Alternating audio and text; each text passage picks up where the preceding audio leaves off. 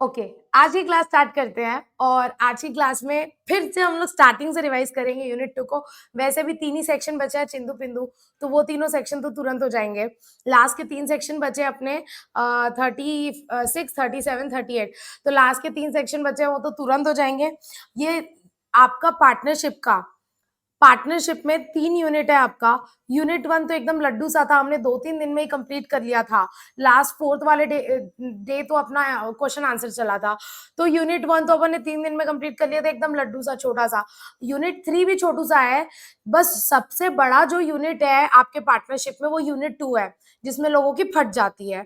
क्यों? क्योंकि बहुत लेंथी है और एक जैसे सेक्शन है तो लोग रिवाइज़ नहीं कर पाते हैं।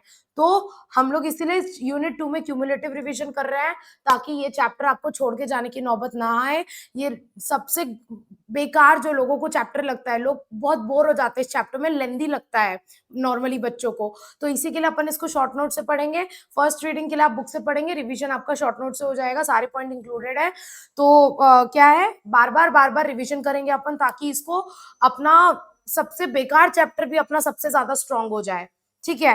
तो स्टार्ट करते हैं इस लंबे से चैप्टर को जो कवर करता है सेक्शन 9 से लेके सेक्शन 38-39 तक। ठीक है? तो सबसे पहले हमने स्टार्ट किया था सेक्शन 9 से, जो ये बोलता है जनरल ड्यूटीज ऑफ पार्टनर क्या है। पहला, उसको ग्रेटेस्ट फर्म के ग्रेटेस्ट कॉमन एडवांटेज में काम करना है। दूसरा, अटमोस्ट गुड फेथ में काम करना है। तीसरा, अगर कोई पार्टनर या लीगल रिप्रेजेंटेटिव अकाउंट्स या इंफॉर्मेशन मांगे तो उसको दे देना है। सेक्शन 10 जो बोलता है कि अगर पार्टनर ने कुछ फ्रॉड कर दिया और पार्टनर के फ्रॉड की वजह से फर्म को कोई नुकसान हो गया, तो पार्टनर फर्म को उस नुकसान की भरपाई करेगा और फिर फर्म वो पैसा बाकी सारे पार्टनर्स को डिस्ट्रीब्यूट कर देगा। सेक्शन 11 बात करता है कि पार्टनर्स की राइट्स और ड्यूटीज क्या-क्या होंगी, जो ये बोलता है कि पार्टनर्स की राइट्स एंड ड्यूटीज हम कॉन्ट्रैक्ट में लिख देंगे, या तो एक्सप्रेसली या तो इम्प्लाइडली। अब अगर उसको बाद में चेंज करना होगा तो सारे पार्टनर्स की कंसेंट लगेगी। Section 27 of Indian contract act बोलता है कि आप कॉन्ट्रैक्ट में लिख करके अपने पार्टनर को रिस्ट्रिक्ट कर सकते हो कि वो कोई दूसरा बिजनेस कैरी ऑन ना करे। सेक्शन 12 कंडक्ट ऑफ बिजनेस के बारे में बात करता है, जो बोलता है कि अगर पार्टनरशिप अग्रीमेंट में कुछ और डिसाइडेड नहीं है तो हर पार्टनर के पास अधिकार होता है बिजनेस में पार्टिसिपेट करने का। अगर आप किसी को मना करोगे तो वो कोर्ट में केस कर सकता है। He can sue for injunction, dissolution और accounts, and in case court interfere कर सकती है। हर पार्टनर को अपनी ड्यूटीज डिलीजेंटली निभानी है, यानी सावधानी से, नेग्लिजेंसी नहीं करना है। कोई डिसीजन लेना है तो अगर रूटीन मैटर है, ऑर्डिनरी मैटर है, तो मेजोरिटी की कंसेंट से हो जाएगा। बट अगर नेचर ऑफ बिजनेस चेंज करना है तो सारे पार्टनर्स की कंसेंट लगेगी। और हर पार्टनर के पास अपना ओपिनियन देने का अधिकार होता है। और हर पार्टनर, और अगर उसकी डेथ हो गई तो उसका लीगल रिप्रेजेंटेटिव और उसके एजेंट का अधिकार होता है to access, inspect and take copies of books of accounts. Section 13 mutual rights and liabilities के बारे में बात करता है, जो ये बोलता है कि अगर पार्टनरशिप में कुछ भी डिसाइडेड नहीं है तो आप रेम्यूनरेशन नहीं दे सकते पार्टनर्स को। बट हाँ, अगर देना है तो या तो एक्सप्रेसली अग्रीमेंट में लिखा हुआ होना चाहिए, या तो वो कस्टमरी होना चाहिए। Similar cases with the interest on capital, अगर पार्टनरशिप अग्रीमेंट में कुछ नहीं लिखा है तो आप इंटरेस्ट ऑन कैपिटल नहीं दे सकते। अगर आपको इंटरेस्ट ऑन कैपिटल देना है तो या तो एक्सप्रेस अग्रीमेंट में होना चाहिए, या तो कस्टमरी होना चाहिए, या तो कहीं ना कहीं स्टैट्यूटरी प्रोविजन में लिखा हुआ होना चाहिए। इंटरेस्ट ऑन कैपिटल अगर आप देते हैं तो वो सिर्फ आउट ऑफ प्रॉफिट दे सकते हैं, लॉस होगा तो इंटरेस्ट ऑन कैपिटल नहीं देते हैं। कुछ नहीं लिखा होगा पार्टनरशिप अग्रीमेंट में अगर, तो profit and loss equally share होगा। और अगर पार्टनर ने कोई लोन देकर के रखा है फर्म को, तो उस केस में फर्म इंटरेस्ट देगी एट दैट 6% पर एनम। कब तक? जब तक लोन चुका नहीं देते, फर्क नहीं पड़ता फर्म डिसॉल्व हो गई कि नहीं। अगर फर्म के काम करते समय पार्टनर को कोई नुकसान हो जाता है, या तो ऑर्डिनरी कोर्स ऑफ बिजनेस में, या तो फर्म को लॉस से बचाने के लिए पार्टनर को कोई नुकसान हो जाता है, तो फर्म पार्टनर को उस नुकसान की भरपाई करेगी।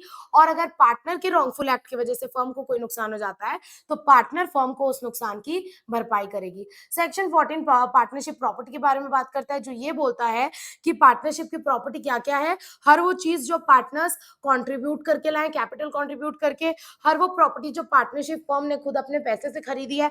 तीसरा, जो फर्म की गुडविल है।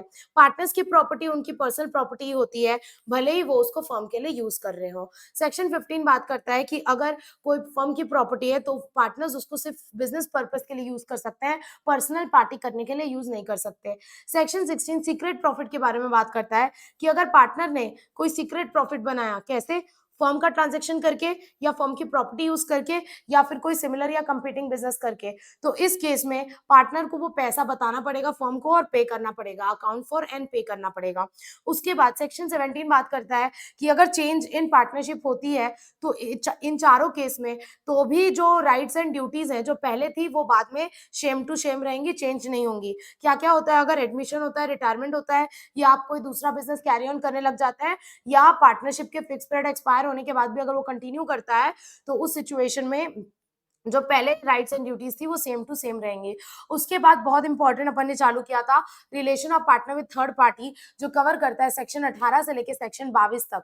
अब सबसे पहले सेक्शन 18 ये बोलता है कि हर पार्टनर जो है वो फर्म का एजेंट होता है for the purpose of business, for the purpose of business of firm, यानी फर्म के बिजनेस करने के लिए जो पार्टनर होता है वो फर्म का एजेंट होता है। अब एजेंट और पार्टनर के बीच में एक छोटा सा अंतर है। एजेंट का फर्म की प्रॉपर्टीज में इंटरेस्ट होता है, बट सॉरी, पार्टनर का फर्म की प्रॉपर्टीज में इंटरेस्ट होता है, बट एजेंट का प्रिंसिपल की प्रॉपर्टीज में कोई इंटरेस्ट नहीं होता है। वो मेरा ड्राइवर वाला एग्जाम्पल।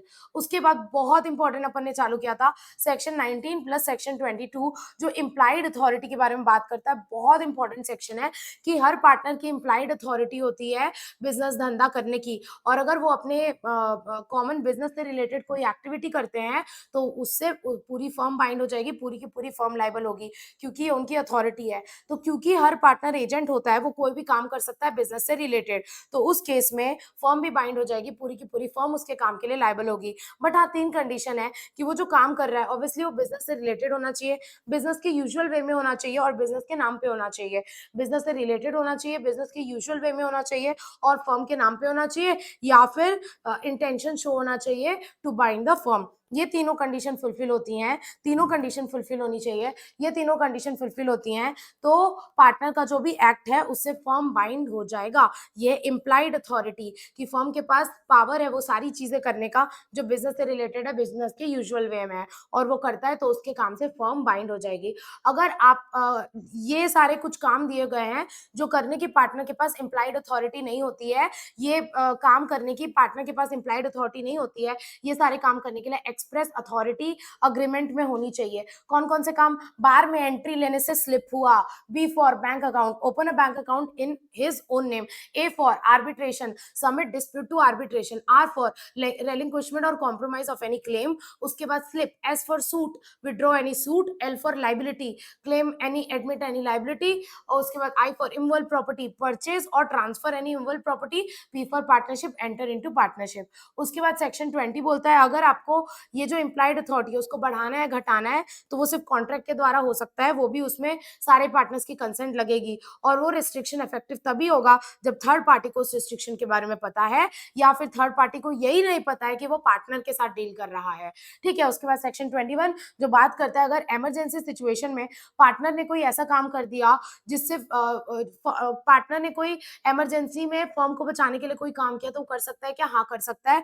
पार्टनर के पास अथॉरिटी है, वो इमरजेंसी में फर्म को लॉस से बचाने के लिए कोई भी एक्ट कर सकता है। उस केस में उस एक्ट के लिए पूरा का पूरा फर्म बाइंड होगा, पूरा का पूरा फर्म बाइंडिंग हो जाएगा। उसके बाद सेक्शन 23 चारू का डाउट है, ठीक है। सेक्शन 23 ये बोलता है कि अगर कोई पार्टनर ने कोई एडमिशन या रिप्रेजेंटेशन दिया ऑर्डिनरी कोर्स ऑफ बिजनेस में, तो उससे पूरा फर्म बाइंड होगा। इसका मतलब जैसे याद करो चारू, मैंने क्लास में एग्जाम्पल दिया था, अगर हमारा सैलॉन का धंधा है, सैलॉन के धंधे में नोरा फतेही आई थी, सिल्की सिल्की बाल, सिल्की सिल्की गाल, मिल्की मिल्की करने के लिए, याद आया क्या? याद आया क्या? तो यहाँ पर मैंने बताया था कि अगर मैं बोल देती हूँ दीदी ये शैम्पू यूज करो बहुत अच्छा है, ड्राई स्किन के लिए बहुत अच्छा है, ये क्रीम यूज करो, मैंने कुछ रिप्रेजेंटेशन दे दिया, ऑर्डिनरी कोर्स ऑफ बिजनेस में दिया, क्या हाँ हमारा सैलून का धंधा है, तो मैंने क्रीम को लेकर के रिकमेंडेशन दिया, रिप्रेजेंटेशन दिया, तो वो ऑर्डिनरी कोर्स ऑफ बिजनेस में है। अब अगर उससे मान के चलो नोरा फतेही के पूरे चेहरा काला काला हो गया, पिंपल हो गया, अब वो जो लाइबिलिटी आएगी उसके लिए सिर्फ मैं अकेले लाइबल होंगी कि पूरा का पूरा फर्म लाइबल होगा? द आंसर इज पूरा का पूरा फर्म लाइबल होगा। तो अगर हम कोई एडमिशन देते हैं, यहाँ पर एडमिशन मतलब पार्टनर के एडमिशन की बात नहीं हो रही है, यहाँ एडमिशन मतलब मैंने कोई स्टेटमेंट दिया, या मैं कोई बात एडमिट कर रही हूँ, या मैं कोई रिप्रेजेंटेशन दे रही हूँ, यानी कुछ बोल रही हूँ, कुछ दावा कर रही हूँ, समझ रहे हो? अगर मैं कुछ दावा कर रही हूँ, उससे सामने वाले को कुछ नुकसान हो जाता है, और मैंने वो ऑर्डिनरी कोर्स ऑफ बिजनेस में वो दावा किया, किसी को कोई बात बोली, तो पूरा का पूरा फर्म बाइंडिंग हो जाएगा उसके लिए। चारू समझ में आया सेक्शन 23? चारू क्लियर? ओके, तो अगर पार्टनर कोई रिप्रेजेंटेशन या एडमिशन देता है, वो भी ऑर्डिनरी कोर्स ऑफ बिज़नेस में, तो पूरा फर्म बाइंड हो जाएगा। बट अगर मैंने ऑर्डिनरी कोर्स ऑफ बिज़नेस में नहीं दिया, तो हमारा सैलून का धंधा है, मैं किसी को बोल रही हूँ भाई ये वाला फ़ोन ले ले, ये वाला ले ले, कोई दूसरा रिकमेंडेशन दे रही हूँ, ऑर्डिनरी कोर्स ऑफ बिज़नेस से रिलेटेड नहीं है, तो ऑब्वियसली वो बिज़नेस से रिलेटेड नहीं है, फर्म बाइंडिंग नहीं होगा उस केस में, ठीक है? उसके बाद अपन ने पढ़ा था सेक्शन 24 जो ये बात करता है कि अगर आप किसी एक्टिव पार्टनर को नोटिस देते हैं, तो ये माना जाएगा कि उस बात के बारे में पूरी फर्म को पता है, क्योंकि वो एक्टिव पार्टनर है। तो अगर आप एक्टिव पार्टनर को कोई नोटिस देता है तो it will be deemed to be notice to the firm, but हाँ, वो एक्चुअल नोटिस होना चाहिए, कंस्ट्रक्टिव नहीं होना चाहिए, वो फर्म के बिजनेस से रिलेटेड नोटिस होना चाहिए और वो नोटिस एक्टिव पार्टनर को होना चाहिए, ना कि स्लीपिंग पार्टनर को। ठीक है, और इसका एक और एक्सेप्शन है कि अगर फ्रॉड का केस है तो उस केस में नोटिस टू फर्म नहीं माना जाएगा। अगर एक्टिव पार्टनर ने फ्रॉड करने के इंटेंशन से फर्म को कोई बात नहीं बताई, तो उस केस में notice to active partner will not be deemed to be notice to a firm. उसके बाद अपन ने स्टार्ट किया था लाइबिलिटी टू थर्ड पार्टी, जो कवर करता है सेक्शन 25 से लेकर 27 में। सेक्शन 25 पार्टनर्स की पर्सनल लाइबिलिटी के बारे में बात करता है, जो ये बोलता है कि अगर फर्म का कोई एक्ट हुआ, तो उसके लिए सारे के सारे पार्टनर्स थर्ड पार्टी को पर्सनली लायबल होंगे, जॉइंटली एंड सेवरली, यानी फर्म के एक्ट के लिए उनको उनका घर बार बेच के भी पैसा लाना पड़ सकता है, पर्सनली लायबल हो जाएंगे। बट हाँ, सिर्फ वो पार्टनर लायबल होंगे जब कांड हुआ, तो जो पार्टनर था अगर वो बाद में एडमिट हुआ है तो वो लायबल नहीं होगा। ठीक है, तो वो लायबल तभी होंगे जब कांड हुआ, तब अगर वो पार्टनर थे तो। अब एक्ट ऑफ फर्म क्या है? कोई भी पार्टनर अपनी अथॉरिटी के अंदर कोई काम करेगा तो उसको हम एक्ट ऑफ फर्म बोलेंगे।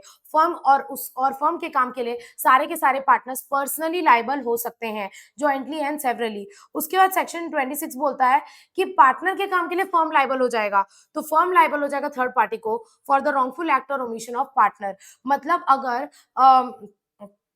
अगर wrongful act omission of partner हुआ, कब? ऑर्डिनरी कोर्स ऑफ बिजनेस में या फिर विद इन हिज अथॉरिटी, या तो पार्टनर ने कोई गलत काम कर दिया, या तो ऑर्डिनरी कोर्स ऑफ बिजनेस में, या फिर with the authority of other partner, दूसरे पार्टनर की कंसेंट के साथ। उस केस में उस एक पार्टनर के गलत काम की वजह से पूरा का पूरा फर्म लायबल होगा थर्ड पार्टी को पैसा देने के लिए। हाँ, ये बात अलग है कि बाद में हो सकता है फर्म इससे, जिसकी गलती थी उससे पैसा रिकवर करवा ले, लेकिन थर्ड पार्टी को पैसा देने के लिए तो पूरा का पूरा फर्म लायबल हो जाएगा। भले एक पार्टनर ने रॉन्गफुल एक्ट और ओमिशन किया, बट क्योंकि उसने ऑर्डिनरी कोर्स ऑफ बिजनेस में किया या फिर दूसरे पार्टनर्स की कंसेंट के साथ किया, इस केस में जो थर्ड पार्टी के ऊपर थर्ड पार्टी को पैसा देना होगा, उसके लिए पूरी की पूरी फर्म लायबल हो जाएगी। उसके बाद अपन ने सेक्शन 27 पढ़ा था। सेक्शन 27 में ये लिखा हुआ है कि सेक्शन 27 में ये लिखा हुआ है कि अगर कोई पैसा मिसअप्लाई हो जाता है, कब? 2 सिचुएशन में। पहला, पार्टनर को उसकी अथॉरिटी के अंदर पैसा रिसीव हुआ, वो पैसा फर्म में नहीं आया, फर्म की कस्टडी में नहीं आया, बट पार्टनर ने अपनी अथॉरिटी में रिसीव किया और उस पैसे को मिसअप्लाई कर दिया। दूसरा, फर्म के पास पैसा आया, कोई पैसा या प्रॉपर्टी आया ऑर्डिनरी कोर्स ऑफ बिजनेस में, जो कि फर्म की कस्टडी में था, एक पार्टनर ने चुपके से उसको जाके मिसअप्लाई कर दिया। दोनों ही सिचुएशन में उस पैसे के नुकसान की भरपाई करने के लिए पूरा का पूरा फर्म लायबल हो जाएगा। उसके बाद सेक्शन 29 जो ये बोलता है कि अगर कोई पार्टनर अपना राइट किसी को असाइन कर देता है, तो ये जो ट्रांसफरी है उसको सिर्फ एक पर्टिकुलर पार्टनर का राइट मिला है, वो खुद ये ट्रांसफरी पार्टनर नहीं बन जाएगी। और क्या ये बिजनेस में इंटरफेयर कर सकती है? नहीं। जब तक बिजनेस चल रहा है, क्या ये बिजनेस में इंटरफेयर कर सकती है? नहीं। अकाउंट्स मांग सकती है? नहीं। बुक्स मांग सकती है? नहीं। सिर्फ और सिर्फ ये जो पार्टनर ने अपना राइट ट्रांसफर किया है उसका प्रॉफिट खा सकती है, वो भी बिना क्वेश्चन किए। और अगर डिसोल्यूशन हो जाता है या फिर ये वाला जो पार्टनर है वो छोड़ करके जा रहा है, उस केस में उसके पास राइट है कि उसको असेट मिल जाए उसके हिस्से का, और उस केस में वो अकाउंट्स मांग सकती है, क्योंकि या तो डिसोल्यूशन हो रहा है या तो पार्टनर छोड़ के जा रहा है, उस केस में वो अकाउंट्स मांग सकती है। उसके बाद सेक्शन 30 सेक्शन 30 में चारों को डाउट था, ठीक है, एलोकेटेड दिस। सेक्शन 30 माइनर के बारे में बात कर रहा है कि क्या माइनर पार्टनर बन सकता है? नहीं, माइनर पार्टनर नहीं बन सकता, बट वो बेनिफिट्स में एडमिट हो सकता है with the consent of all partners, सारे पार्टनर्स के कंसेंट के साथ। उसके बाद माइनर का राइट क्या-क्या बनता है? क्या वो प्रॉपर्टी में और प्रॉफिट में अपना हिस्सा मांग सकता है? हाँ, मांग सकता है। क्या वो अकाउंट्स एक्सेस कर सकता है? हाँ, वो अकाउंट्स एक्सेस कर सकता है, क्योंकि हर पार्टनर अकाउंट्स एक्सेस कर सकता है। क्या वो स्यू कर सकता है, केस कर सकता है फॉर पेमेंट या अकाउंट्स? अगर उसको पार्टनर्स पेमेंट नहीं दे रहे हैं, अकाउंट्स नहीं दे रहे हैं, तो केस कर सकता है क्या? नहीं, केस नहीं कर सकता, लेकिन सिर्फ एक केस में केस कर सकता है, अगर वो सीवियर हो रहा है यानी सेपरेट। सीवियर का डिक्शनरी मीनिंग होता है सेपरेट होना। अगर वो छोड़ करके जा रहा है, अगर वो रिटायर हो रहा है, उसी केस में वो स्यू कर सकता है, बट जब वो पार्टनर है तब वो स्यू नहीं कर सकता। और लास्टली जैसे ही वो मेजर बन जाएगा तो उसको डिसाइड करना पड़ेगा कि आपको कंटिन्यू रहना है पार्टनर की छोड़ करके जाना है। कितने टाइम के अंदर डिसाइड करना पड़ेगा, या तो जिस दिन में वो मेजर बना उसके 6 महीने के अंदर, या फिर जब उसको नॉलेज मिला कि वो बेनिफिशियरी है पार्टनरशिप में, दोनों में से विच एवर इज लेटर, जो भी डेट दोनों में से बाद में आएगी। उसके बाद माइनर्स लायबिलिटी की बात करें तो जब तक वो मेजर नहीं बन जाता तब तक वो क्या पर्सनली लायबल हो सकता है? नहीं मैम, बट लायबिलिटी आ सकती है हाँ, लेकिन only up to his share of profit. जितना उसको प्रॉफिट मिला है मैक्सिमम उतना ही उससे वापस ले सकते हैं। He will be liable only up to share of profit, he will not be personally liable, और इसीलिए वो कभी इंसॉल्वेंट नहीं बन सकता। अब जैसे ही वो मेजर बन जाएगा उसके पास दो ऑप्शन है, या तो वो पार्टनर बन जाएगा या तो वो पार्टनर नहीं बनेगा। अगर वो अगर वो पार्टनर बन जाता है उस केस में मैम रेट्रोस्पेक्टिव लायबिलिटी आ जाएगी। यानी आज वो पार्टनर बना, 3 साल से वो बेनिफिट में है, तो 3 साल पहले से जो भी कांड हुए वो सारे कांड के लिए वो लायबल हो जाएगा, पर्सनली लायबल हो जाएगा। अगर वो मेजर होने के बाद पार्टनर बन जाता है तो he will be personally liable for all the act done since he was admitted to partnership. और उसके बाद बोल रहा है कि उसकी अगर वो पार्टनर बन जाता है तो उसका प्रॉफिट शेयरिंग रेशियो कितना होगा? सेम जो पहले था वही होगा, तो उसका शेयर इन प्रॉफिट और शेयर इन प्रॉपर्टी सेम होगा पहले जैसा। अगर वो चूज करता है कि नहीं मुझे पार्टनर नहीं बनना है, वो छोड़ करके जाना चाहता है, तो सबसे पहले उसको पब्लिक नोटिस देना पड़ेगा। और फिर जब तक वो पब्लिक नोटिस नहीं दे देता तब तक उसकी राइट्स और लायबिलिटी सेम रहेगी, और इस सिचुएशन में वो लायबल रहेगा उन सारे काम के लिए जो जब तक पब्लिक नोटिस नहीं दे देता तब तक के सारे काम के लिए वो लायबल होगा। और अब वो स्यू कर सकता है क्या प्रॉफिट और प्रॉपर्टी के लिए? हाँ, अब वो स्यू कर सकता है क्योंकि वो छोड़ करके जा रहा है। वो मुझे छोड़कर जो तुम जाओगे स्यू कर पाओगे, स्यू कर पाओगे, मतलब आप स्यू कर सकते हो।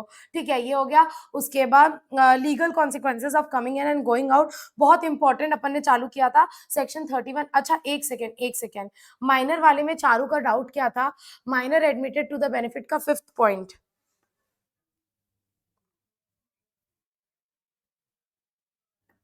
5th point. अच्छा ये वाला,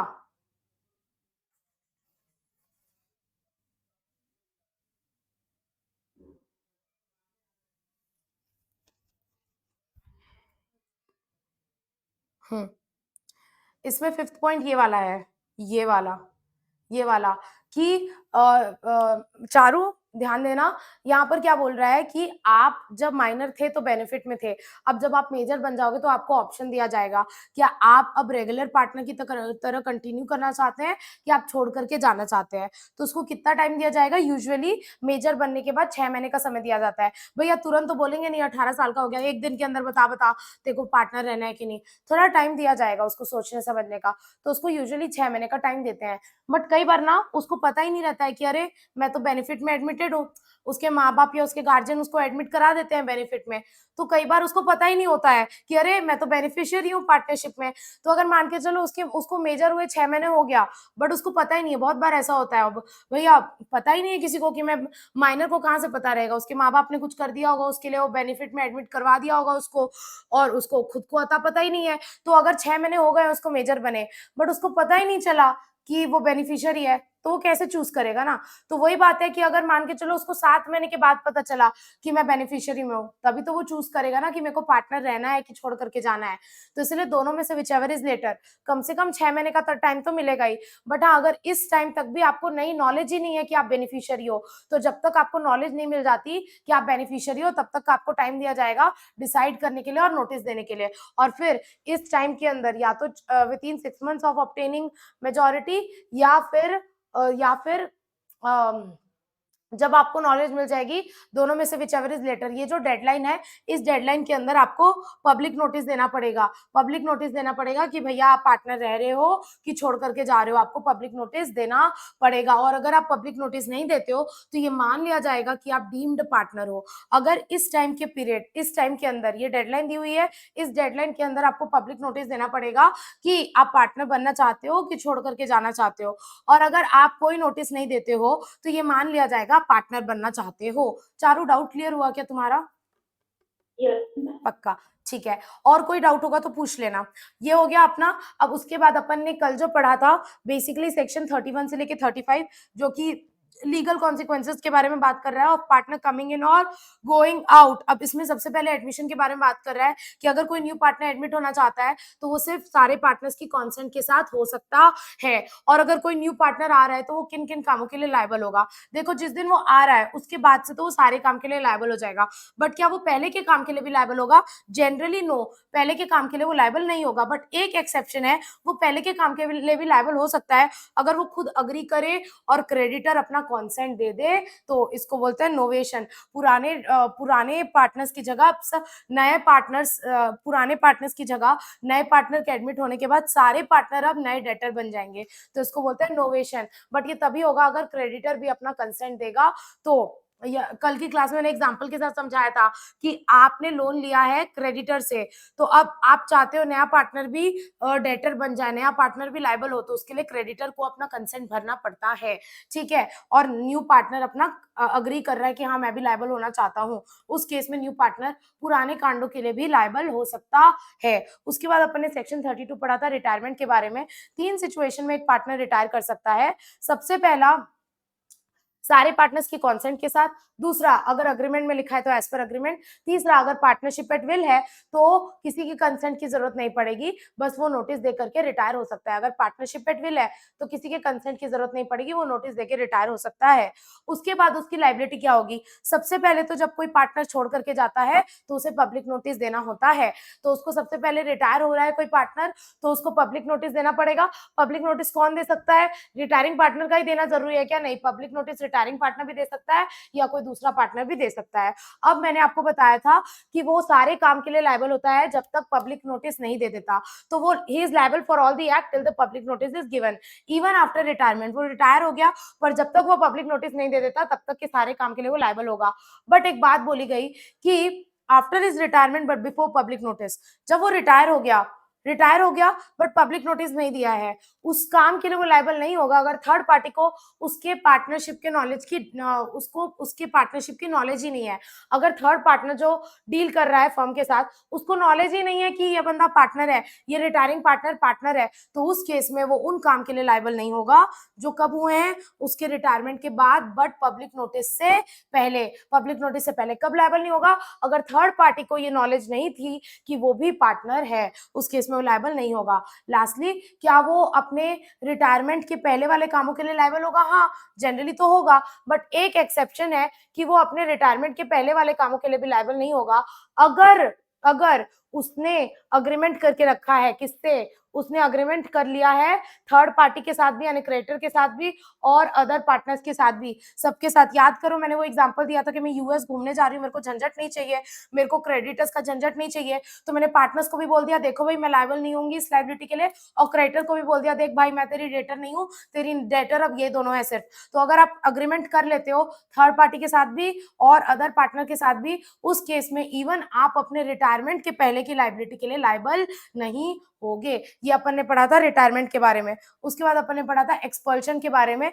धक्के मार के निकालना, ऐसे लात मार के निकालना, धक्के मार के निकालना। अगर आप किसी को धक्के मार के निकालना चाहते हो तो 3 कंडीशन फुलफिल होना चाहिए। पहला है कि वो एज पर कॉन्ट्रैक्ट होना चाहिए, अगर कॉन्ट्रैक्ट में पावर है तभी धक्के मार के निकाल सकते हो। दूसरा, मेजॉरिटी के कंसेंट से होना चाहिए। मैम, मेजॉरिटी का कंसेंट चाहिए। पहला, अकॉर्डिंग टू कॉन्ट्रैक्ट होना चाहिए।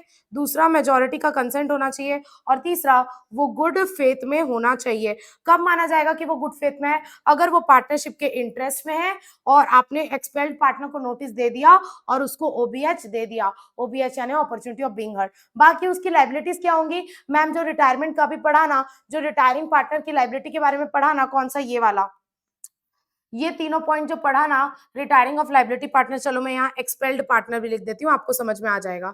एक्सपेल्ड पार्टनर, एक्सपेल्ड पार्टनर, यानी कि मैडम ये जो ऊपर अपन ने पढ़ा लायबिलिटी ऑफ रिटायरिंग पार्टनर, ये सेम एक्सपेल्ड पार्टनर के ऊपर भी ये वाले प्रोविजन अप्लाई हो जाएंगे। उसके बाद अपन ने सेक्शन 34 पढ़ा था इंसॉल्वेंसी के बारे में, कि अगर कोई पार्टनर इंसॉल्वेंट हो जाता है तो ऑटोमेटिकली जिस दिन कोर्ट का ऑर्डर आया, देखो आपको इंसॉल्वेंट कौन डिक्लेयर करता है? आपको इंसॉल्वेंट कोर्ट डिक्लेयर करता है। तो जिस दिन कोर्ट का ऑर्डर आया उस दिन से आप पार्टनर नहीं रह जाओगे।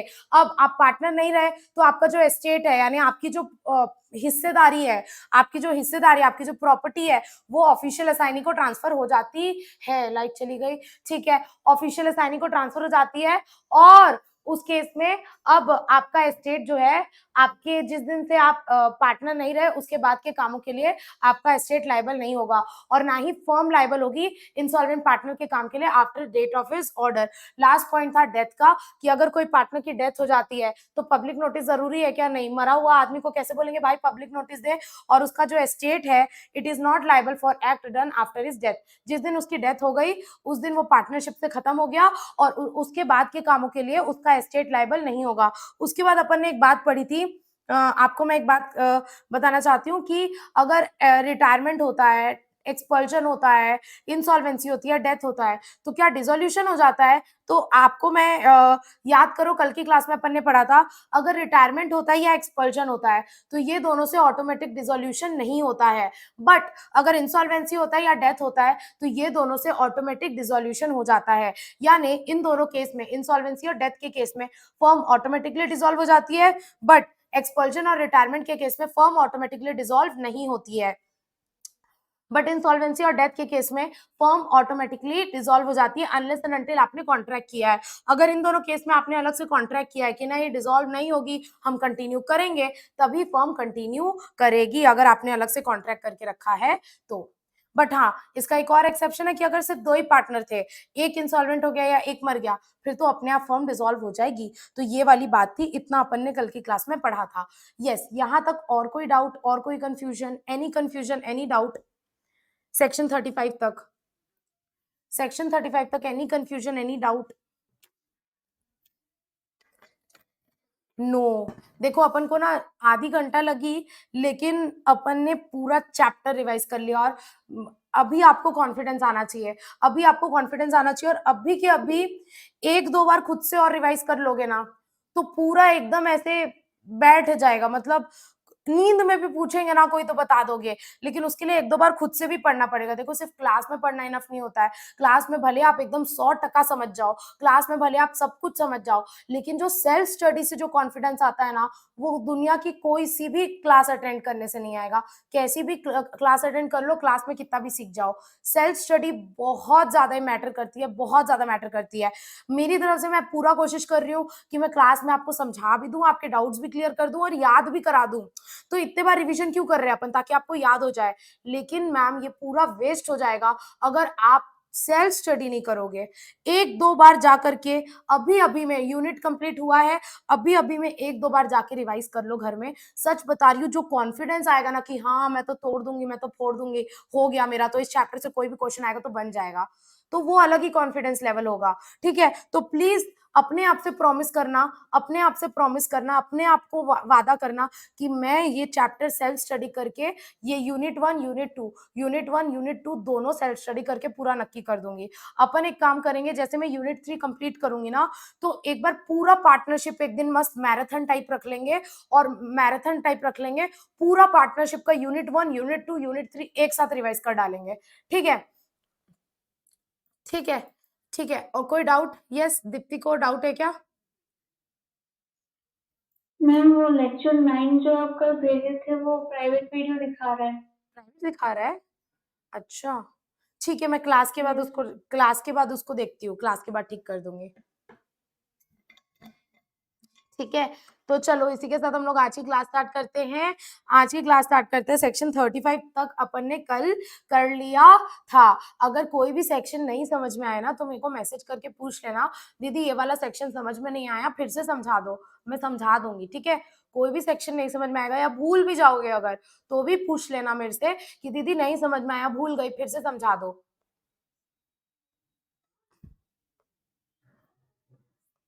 ठीक है, अब हम लोग स्टार्ट करते हैं। सेक्शन 35 तक हो गया है, सेक्शन 9 से लेके सेक्शन 35 तक पूरा एकदम क्रिस्टल क्लियर, अच्छे से एकदम पानी पानी बन गया है मैडम, पानी पानी हो गया है पूरा। ठीक है, अब सिर्फ 3 सेक्शन बचे हैं, 36, 37 और 38, एकदम चिंदू चिंदू सेक्शन है। स्टार्ट करते हैं आज की क्लास। सेक्शन पेज नंबर 3.38 में आ जाओ, पेज नंबर 3.38, सेक्शन 36, जो कि बात करता है कि अगर कोई पार्टनर छोड़ करके जा रहा है तो क्या वो कंपीटिंग बिजनेस कर पाएगा? मुझे छोड़कर जो तुम जाओगे compete कर पाओगे, compete कर पाओगे। मतलब अगर कोई पार्टनर जा रहा है तो उसको हम क्या बोलेंगे, आउटगोइंग पार्टनर। आउटगोइंग यानी कि वो छोड़ करके जा रहा है, मुझे पिन कर लेना, ठीक है। Rights of outgoing partner to carry on competing business.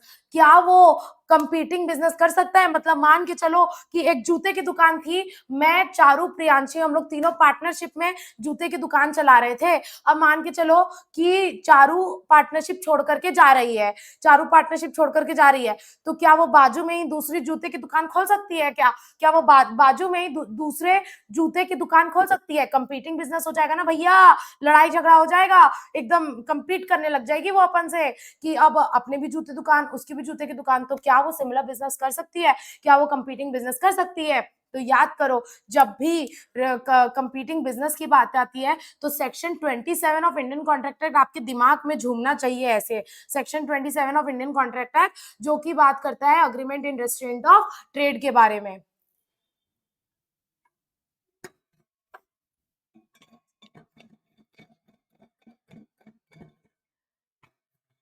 Yes, तो वैसे तो यहाँ पर बोला गया है कि वो जो है, अगर पार्टनरशिप कॉन्ट्रैक्ट के द्वारा उसको रेस्ट्रिक्ट नहीं किया गया है तो क्या वो कंपीटिंग बिजनेस कर सकता है? बिल्कुल कर सकता है। मान के चलो हमारा जो पार्टनरशिप कॉन्ट्रैक्ट था, हम तीनों के बीच में, चारू, प्रियांशी और मेरे बीच में जो पार्टनरशिप का कॉन्ट्रैक्ट था, उसमें हमने उसको कोई रिस्ट्रिक्शन नहीं रखा कि तुम नहीं कर सकती ऐसा वैसा। तो वो कर सकती है क्या? बिल्कुल कर सकती है, कर सकती है। बट हाँ, क्या हमारा नाम यूज कर सकती है? नहीं।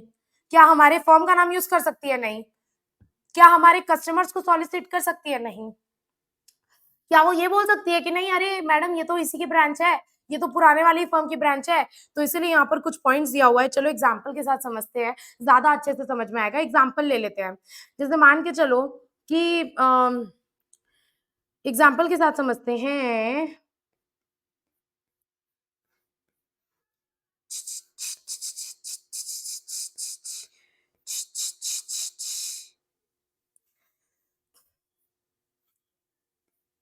ये तीनों कार्ड ले लेते हैं, ठीक है।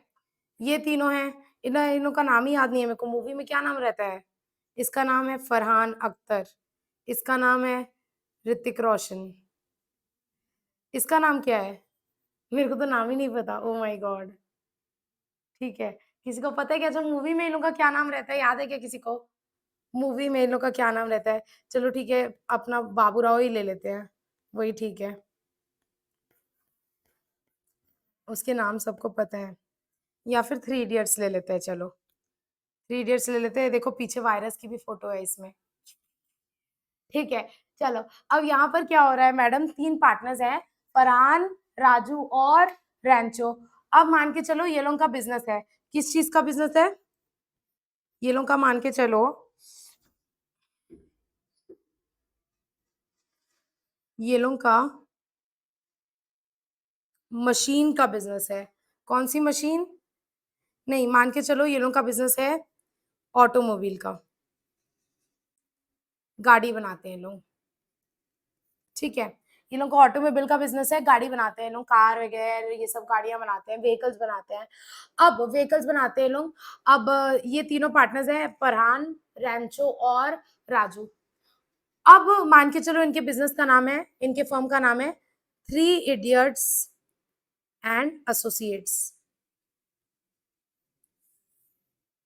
इन लोग के बिजनेस का नाम है three idiots and associates.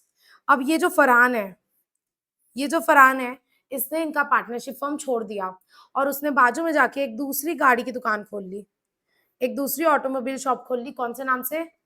Farhan automobiles, ठीक है। यहाँ पर गाड़ियां देखो बहुत सारी, इसने दूसरी दुकान खोल ली। अब सवाल ये उठता है, क्या ये सेम कंपीटिंग बिजनेस कर सकता है कि नहीं कर सकता है? तो देखो, जब भी कंपीटिंग बिजनेस की बारी आती है कि आप किसी को धंधा करने से रोक सकते हो कि नहीं, आप किसी को धंधा करने से रोक सकते हो कि नहीं, तो उसके लिए एक सेक्शन अप्लाई हो जाता है, सेक्शन 27। याद करो, मैंने बोला था दो सेक्शन मैंने आपको याद कराए थे, section 26 and 27 of Indian contract act. Section 26 बात करता है agreement in restraint of marriage की, और सेक्शन 27 बात करता है agreement and restaurant of trade की। 26 में शादी करके 27 में धंधा करेंगे, 26 की उम्र में शादी करके 27 की उम्र में धंधा करेंगे, ट्रेड करेंगे। तो ये शॉर्टकट से आपको याद हो जाएगा, agreement in restraint of marriage और agreement in restraint of trade. तो मैम आपका सेक्शन 27 था, सेक्शन 27 ऑफ आईसीए। आईसीए यानी कि इंडियन कॉन्ट्रैक्ट एक्ट 1872 ये बोलता है कि आप किसी को धंधा करने से नहीं रोक सकते, आप किसी को धंधा करने से नहीं रोक सकते। ये क्या हो जाएगा, agreement in restraint of trade हो जाएगा। बट उसका एक एक्सेप्शन था, उसका एक एक्सेप्शन था। क्या एक्सेप्शन था मैडम? ये एक्सेप्शन था कि आप अगर कोई छोड़ करके जा रहा है, अगर एक पार्टनरशिप वाला एक्सेप्शन था, याद करो agreement in restraint of trade वाला, बाद में मैंने कवर कराया था इसको। अगर उसमें एक पॉइंट था कि अगर कोई पार्टनरशिप फॉर्म छोड़ के जा रहा है तो हम उस पर रीजनेबल रिस्ट्रिक्शन लगा सकते हैं। कैसा? रीजनेबल। अनाप शनाप रिस्ट्रिक्शन नहीं लगा सकते, बट रीजनेबल रिस्ट्रिक्शन लगा सकते हैं। देख भाई, वो जो मीम है ना, देख भाई, सुन भाई, तू ना इस एरिया के अंदर धंधा नहीं कर सकता। अब हम लोग का चांदनी चौक में बिजनेस है, तू चांदनी चौक में अपनी दुकान मत डाल, तू दिल्ली के बाहर जाके अपनी दुकान डाल सकता है।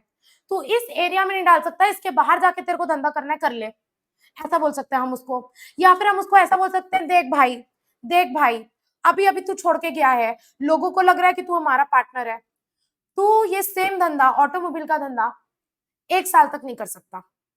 1 साल के बाद करना है तेरे को कर लेना, हम तेरे को 1 साल के लिए रिस्ट्रिक्ट कर रहे हैं।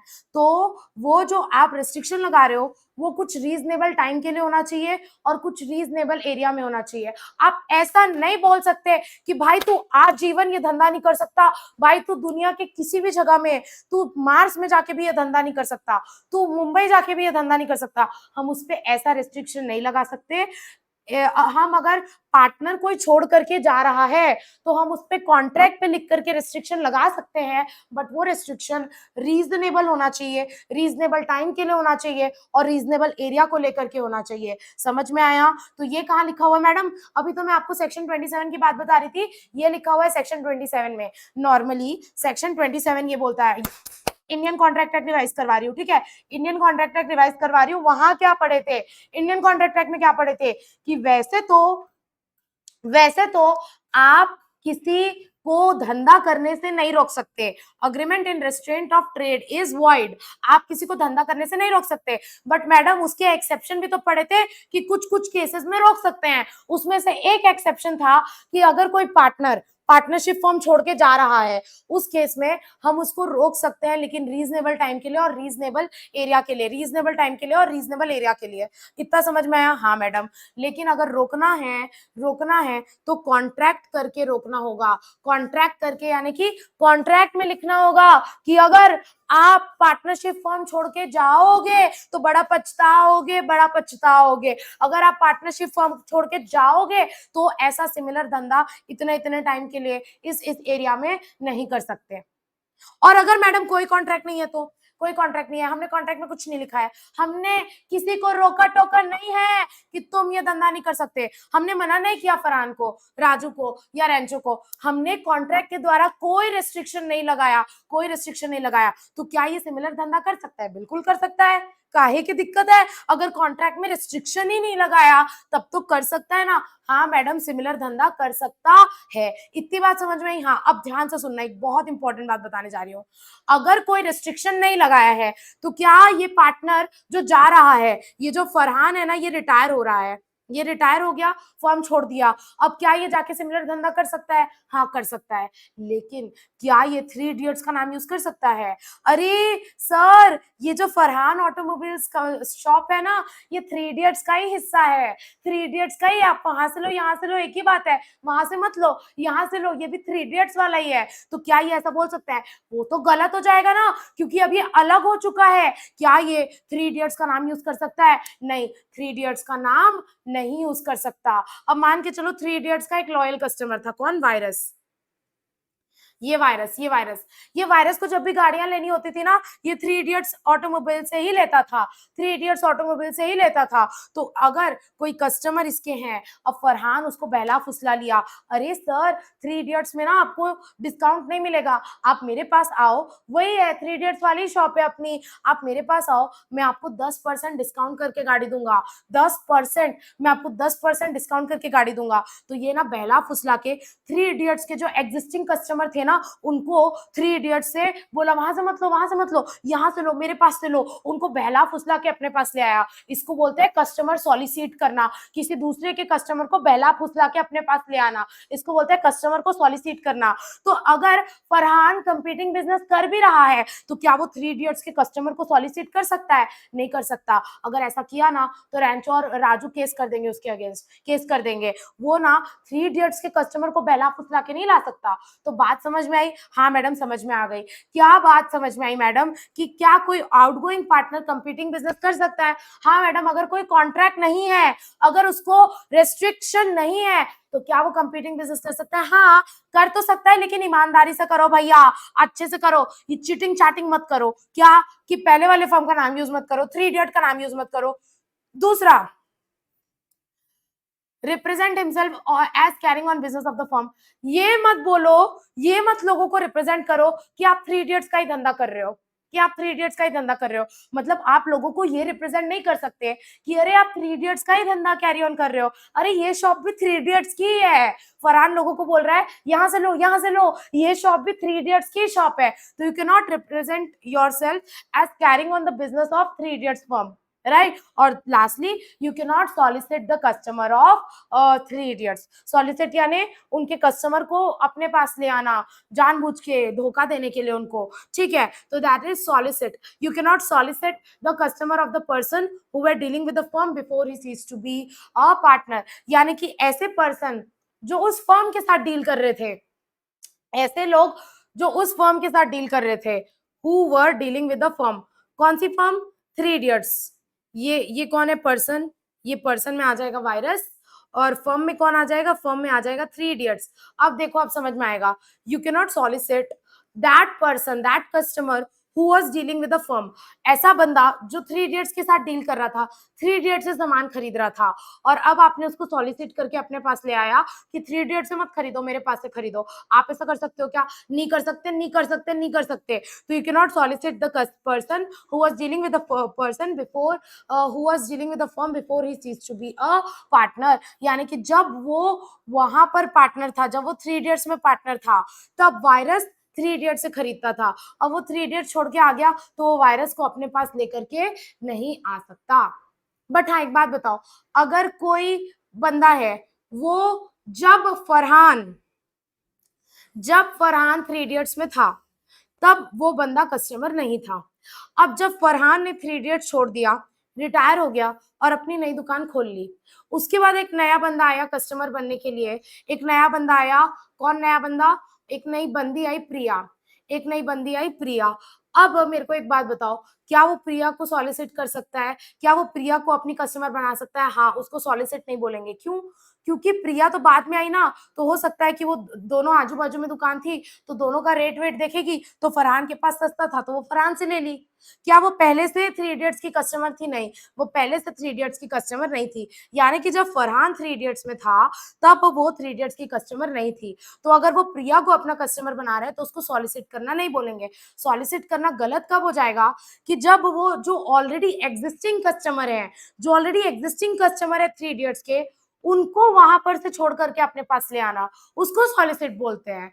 अब मान के चलो वो छोड़ दिया थ्री इडियट्स, अब कोई नया कस्टमर पहली बार आया थ्री इडियट्स में, और वो यहाँ भी आया, उसने फरहान से माल ले लिया, तो ये उसको नहीं बोलेंगे फरहान ने उसको सॉलिसिट किया। क्यों? क्योंकि वो थ्री इडियट्स की एग्जिस्टिंग कस्टमर नहीं है। बात समझ में आई? तो सॉलिसिट नहीं कर सकता ऐसे बंदे को जो डील कर रहे हैं फर्म से before he ceases to be a partner, before he ceases to be a partner. समझ में आया ये वाली बात? ये वाली बात समझ में आई क्या? तो ये था कि क्या पार्टनर कंपीटिंग बिजनेस कर सकता है। तो अगर कोई कॉन्ट्रैक्ट करके फर्म ने रेस्ट्रिक्शन नहीं लगाया है, तो यस, कर सकता है वो कंपीटिंग बिजनेस, बट हाँ ध्यान से पुराने फर्म का नाम मत यूज करो, ये मत रिप्रेजेंट करो कि आप पुराने ही फर्म का धंधा कर रहे हो और पुराने फर्म के एग्जिस्टिंग कस्टमर को सॉलिसिट नहीं करो। इतनी बात समझ में आई? हाँ मैडम। अब सेक्शन 27 याद करो, जो मैंने अभी आपको बताया। अगर कॉन्ट्रैक्ट होगा तो क्या दीदी? अगर कॉन्ट्रैक्ट होगा तो आप रीजनेबल रिस्ट्रिक्शन लगा सकते हो और उसको बोल सकते हो भाई 1 साल के लिए धंधा मत कर। भाई इस दिल्ली के एरिया में धंधा मत कर। तो यहाँ पर बोला गया पार्टनर में make an agreement. Partner agreement कर सकते हैं, अग्रीमेंट यानी कॉन्ट्रैक्ट, अग्रीमेंट कर सकते हैं with his partner that on ceasing to be a partner he will not carry on any business similar to that firm within a specified period। मतलब एक reasonable period के अंदर और within a specified local limit, इस local limit के अंदर, notwithstanding anything contained in section 27, and such agreement shall be valid if the restrictions are reasonable। इसी के साथ अपना कंप्लीट होता है section 36।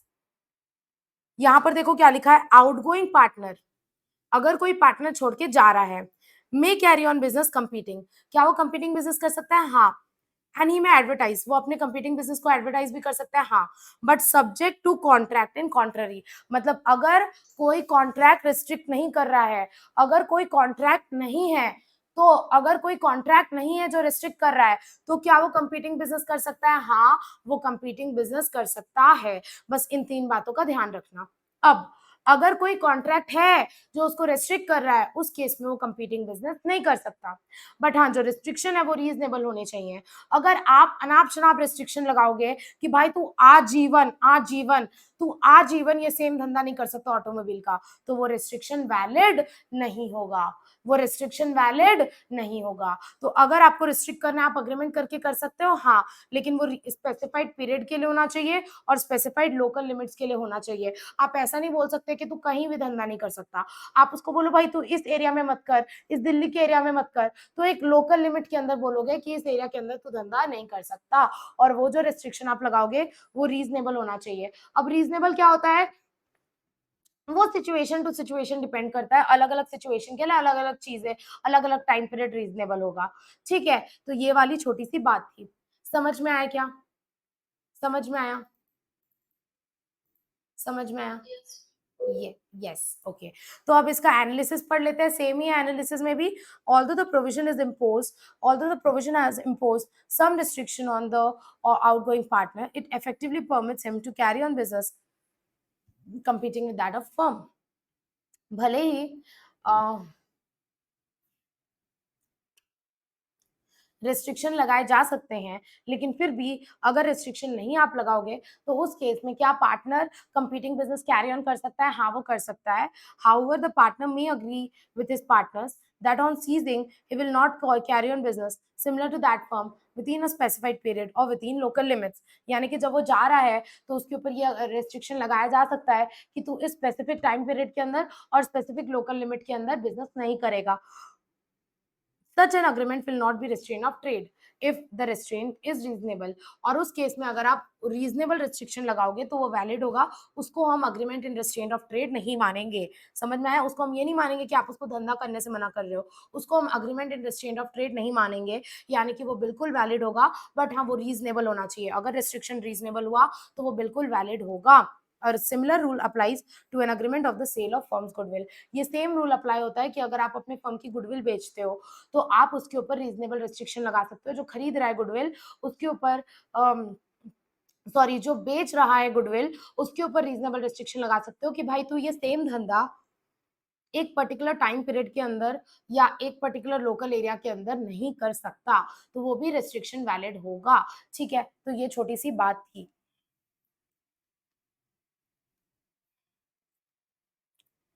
एक लाइन में रिवाइज कर दे रही हूँ। सेक्शन 36 ये बोलता है कि अगर आपने कॉन्ट्रैक्ट करके रिस्ट्रिक्शन नहीं लगाए हैं, तो partner competing business carry on कर सकता है। बट अगर वो कंपीटिंग बिजनेस करता है तो 3 चीजों का ध्यान रखना है। फर्म के नाम पे नहीं कर सकता, ये नहीं रिप्रेजेंट कर सकता कि वो फर्म का धंधा कर रहा है, और फर्म के एग्जिस्टिंग कस्टमर्स को सॉलिसिट नहीं कर सकता। ठीक है, और ये तीनों बातों का ध्यान रख के वो कॉन्ट्रैक्ट कर कंपीटिंग बिजनेस कर सकता है, हाँ कर सकता है। बट अगर हमने उसको अग्रीमेंट करके मना कर दिया था कि भाई तू एक रीजनेबल टाइम के अंदर, एक रीजनेबल लोकल एरिया के अंदर कंपीटिंग बिजनेस नहीं कर सकता, तो क्या हम रिस्ट्रिक्ट कर सकते हैं? हाँ, कर सकते हैं, बट वो रिस्ट्रिक्शन रीजनेबल होना चाहिए। Is it allowed? Yes, it is allowed and it will not be considered as agreement in restraint of trade as per section 27 of Indian contract act 1872। इसी के साथ अपना सेक्शन 36 होता है कंप्लीट।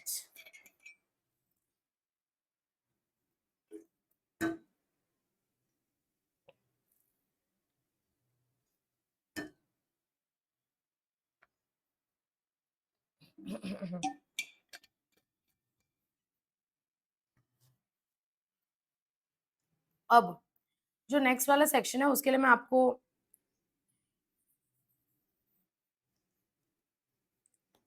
जो नेक्स्ट वाला सेक्शन है उसके लिए मैं आपको एग्जांपल देके समझाऊंगी। जैसे मान के चलो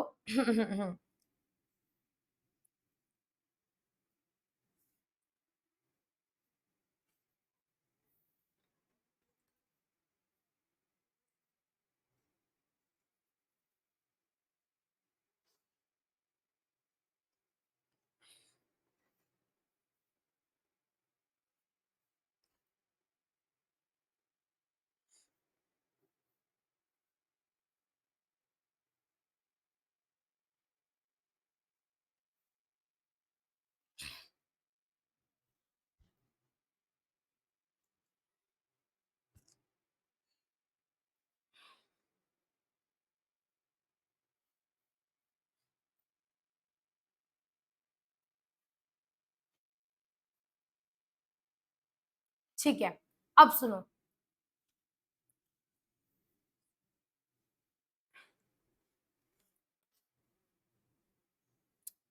अगर कोई पार्टनर छोड़ करके जाता है तो हमें उसके पैसे उसको लौटाने पड़ते हैं। जैसे मान के चलो ये हमारी फर्म थी, इसमें 3 पार्टनर्स थे। कौन 3 पार्टनर्स थे? बाबूराव, श्याम और राजू। ये तीनों पार्टनर्स थे, बाबूराव, श्याम और राजू। एक फर्म थी हमारी, उसमें ये तीनों पार्टनर थे। अब हुआ क्या, मान के चलो अक्टूबर 2022 में बाबूराव जा रहा है। अब वो 2 सिचुएशन में जा सकता है, या तो वो जिंदा है और वो रिटायर होके जा रहा है, या तो वो मर गया। बाबूराव कब आउटगोइंग पार्टनर होगा? या तो वो रिटायर हो गया या तो वो मर गया। दोनों ही केस में वो जा रहा है फर्म से, दोनों ही केस में एक पार्टनर फर्म से जा रहा है। तो मान के चलो या तो बाबूराव रिटायर हो गया या तो वो मर गया। तो अब हम यहाँ पर बाबूराव का अकाउंट सेटल करते हैं। बाबूराव का अकाउंट्स हमें सेटल करके उसका पैसा हमें पे करना रहता है। मान के चलो कि बाबूराव ने 5 लाख रुपए की पूंजी लगाई थी, बाबूराव ने 5 लाख का कैपिटल लगाया था और उसने 1 लाख का प्रॉफिट कमाया था। तो टोटल बाबूराव का एस्टेट कितना है? बाबूराव का एस्टेट है 6 लाख का। बाबूराव का एस्टेट है 6 लाख का इस पर्टिकुलर फॉर्म में। 1 लाख प्रॉफिट कहां तक कमाया? इस डेट तक। मान के चलो इसको मार्च 2022 ले लेते हैं, इजी रहेगा आप लोगों को समझने में। मार्च 2022। अब हुआ क्या, मार्च 2022 में बाबूराव जा रहा है, तो वो जा रहा है तो उसका जो भी हिस्सा है उसको देंगे। वो छोड़ करके जा रहा है तो अपना हिस्सा लेकर के जाएगा। हाँ मैडम समझ गए। उसका हिस्सा कितना है? जो भी उसने कैपिटल लगाया है और जो भी उसने कमाया है। मान के चलो उसने 5 लाख की कैपिटल लगाई थी और उसने 1 लाख की प्रॉफिट कमा ली, तो अब उसकी कैपिटल कितने की हो जाएगी? उसकी कैपिटल 6 लाख की हो जाएगी। कब तक? मार्च 2022 तक। तो वो उसको लेकर के जाएगा, यानी कि जिस दिन बाबूराव जाएगा, जिस दिन बाबूराव रिटायर होगा, तो उस दिन हमें उसका अकाउंट सेटल करना पड़ेगा और उसके पैसे जो है उसको देने पड़ेंगे। अगर वो मर गया तो भी उसका अकाउंट सेटल करना पड़ेगा और उसके पैसे जो बन रहे हैं हम बाबूराव के लीगल रिप्रेजेंटेटिव को देंगे, यानी बाबूराव के बच्चों को दे देंगे। जो भी उसका एल्डेस्ट सन होगा या जो भी बाबूराव का लीगल रिप्रेजेंटेटिव होगा उसको दे देंगे। मैं ये इसलिए बता रही हूँ ताकि आप लोग ये ना बोलो कि बाबूराव तो मर गया, उसका पैसा उसको कैसे देंगे? उसके लीगल रिप्रेजेंटेटिव को देंगे, उसका जो भी एल्डेस्ट सन होगा। ठीक है, तो ये बात समझ में आई? हाँ मैडम समझ में आ गई। बट अगर ये दोनों निकले चालाक, ये दोनों ने बोला एक काम करते हैं, बाबूराव तो मर गया, थोड़ा टाइम यूज कर लेते हैं, इसका पैसा बाद में दे देंगे ना, बाद में दे देंगे ना, बाद में दे देंगे इसका पैसा। तो इन्होंने 1 साल के बाद दिया। इन्होंने मार्च 2023 में बाबूराव का पेमेंट किया। बाबूराव का पेमेंट इन लोगों ने मार्च 2023 में किया, 1 साल के बाद। क्या ये सही है? क्या ये सही है? क्या आप किसी का पेमेंट रोक सकते हो?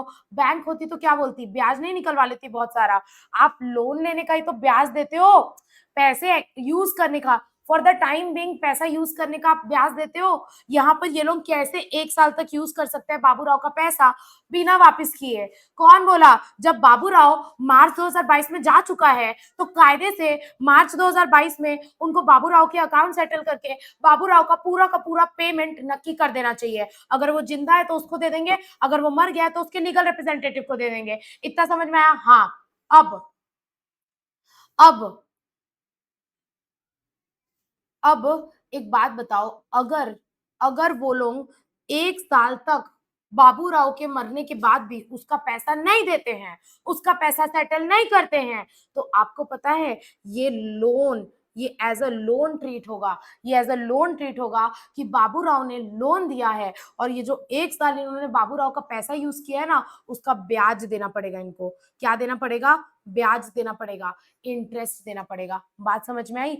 अब देखो मैं आपको एक बहुत इंपॉर्टेंट एक बेसिक सा कंसेप्ट बताने जा रही हूँ, जैसे ये आपका धंधा है, ठीक है? ये आप हो। अब धंधा चलाने के लिए ये आपका बिज़नेस है, मान के चलो ये आपका रेस्टोरेंट है, डोसा बनाते हो आप। अब आपको धंधा चालू करना है, तो धंधा चालू करने के लिए पैसा लगेगा। हाँ मैडम, पैसा तो लगेगा। अब वो पैसा या तो ओनर खुद अपने जेब से लगाता है, उसको हम बोलते हैं कैपिटल। और अगर हमारे पास खुद के पास पैसा नहीं है, तो हम उधार लेकर के आते हैं, उसको हम बोलते हैं डेट। तो बिज़नेस में जो भी पैसा लगता है, अगर वो ओनर अपनी जेब से लगाता है, तो उसको हम बोलते हैं कैपिटल। कैपिटल यानी खुद का पैसा जो बिज़नेस में लगा हुआ है, खुद की पूँजी जो बिज़नेस में लगी हुई है, और जो पैसा हम उधार लेकर के लगाते हैं बिज़नेस में, उसको बोलते हैं डेट। अब एक बात बताओ, पार्टनरशिप के फर्म में 3 पार्टनर्स जो होते हैं वो ओनर होते हैं। जैसे यहाँ पर मान के चलो 3 पार्टनर्स हैं, 2 से लेके 50 पार्टनर्स तक हो सकते हैं। इस फर्म में मान के चलो 3 पार्टनर्स हैं, यानी ये तीनों ओनर हैं, ये तीनों ओनर हैं। अब ये तीनों कैपिटल के फॉर्म में जो पैसा लगाएँगे, पूँजी के फॉर्म में जो पैसा लगाएँगे, वो ये लोग ने खुद का पैसा लगाया तो वो फर्म के लिए कैपिटल है। वो फर्म के लिए क्या है? कैपिटल है। तो बाबूराव ओनर है, बाबूराव ने जो पैसा बिज़नेस में लगाया है, वो क्या है? कैपिटल है। अब उसी कैपिटल के नाम पर उनको क्या मिलता है? प्रॉफिट मिलता है। देखो, आप ओनर हो, इसीलिए तो आपको पूरा प्रॉफिट मिलता है ना। तो प्रॉफिट क्यों मिलता है आपको? क्योंकि आप ओनर हो, आपने पूँजी लगाई हुई है, आपने कैपिटल लगाया है बिज़नेस में, आप ओनर हो, इसीलिए तो आपको प्रॉफिट का हिस्सा मिलता है ना। तो यहाँ पर अगर मान के चलो बाबूराव अब ओनर नहीं रहा, बाबूराव या तो रिटायर हो चुका है या तो मर चुका है, फिर भी अगर आप उसका पैसा नहीं देते हो, उसका पैसा यूज़ करते रहते हो, उसका जो कैपिटल है उसको वापस नहीं करते हो, तो बाबूराव के पास 2 ऑप्शन हो जाएगा। पहला, या तो वो ये माने कि ये लोग मेरा पैसा as a capital he use कर रहे थे। ये लोग मेरा पैसा as a capital he use कर रहे थे। तो अगर वो लोग बाबूराव का पैसा एज़ अ कैपिटल यूज़ करेंगे, तो उसके बदले उनको बाबूराव को क्या देना पड़ेगा? प्रॉफिट देना पड़ेगा।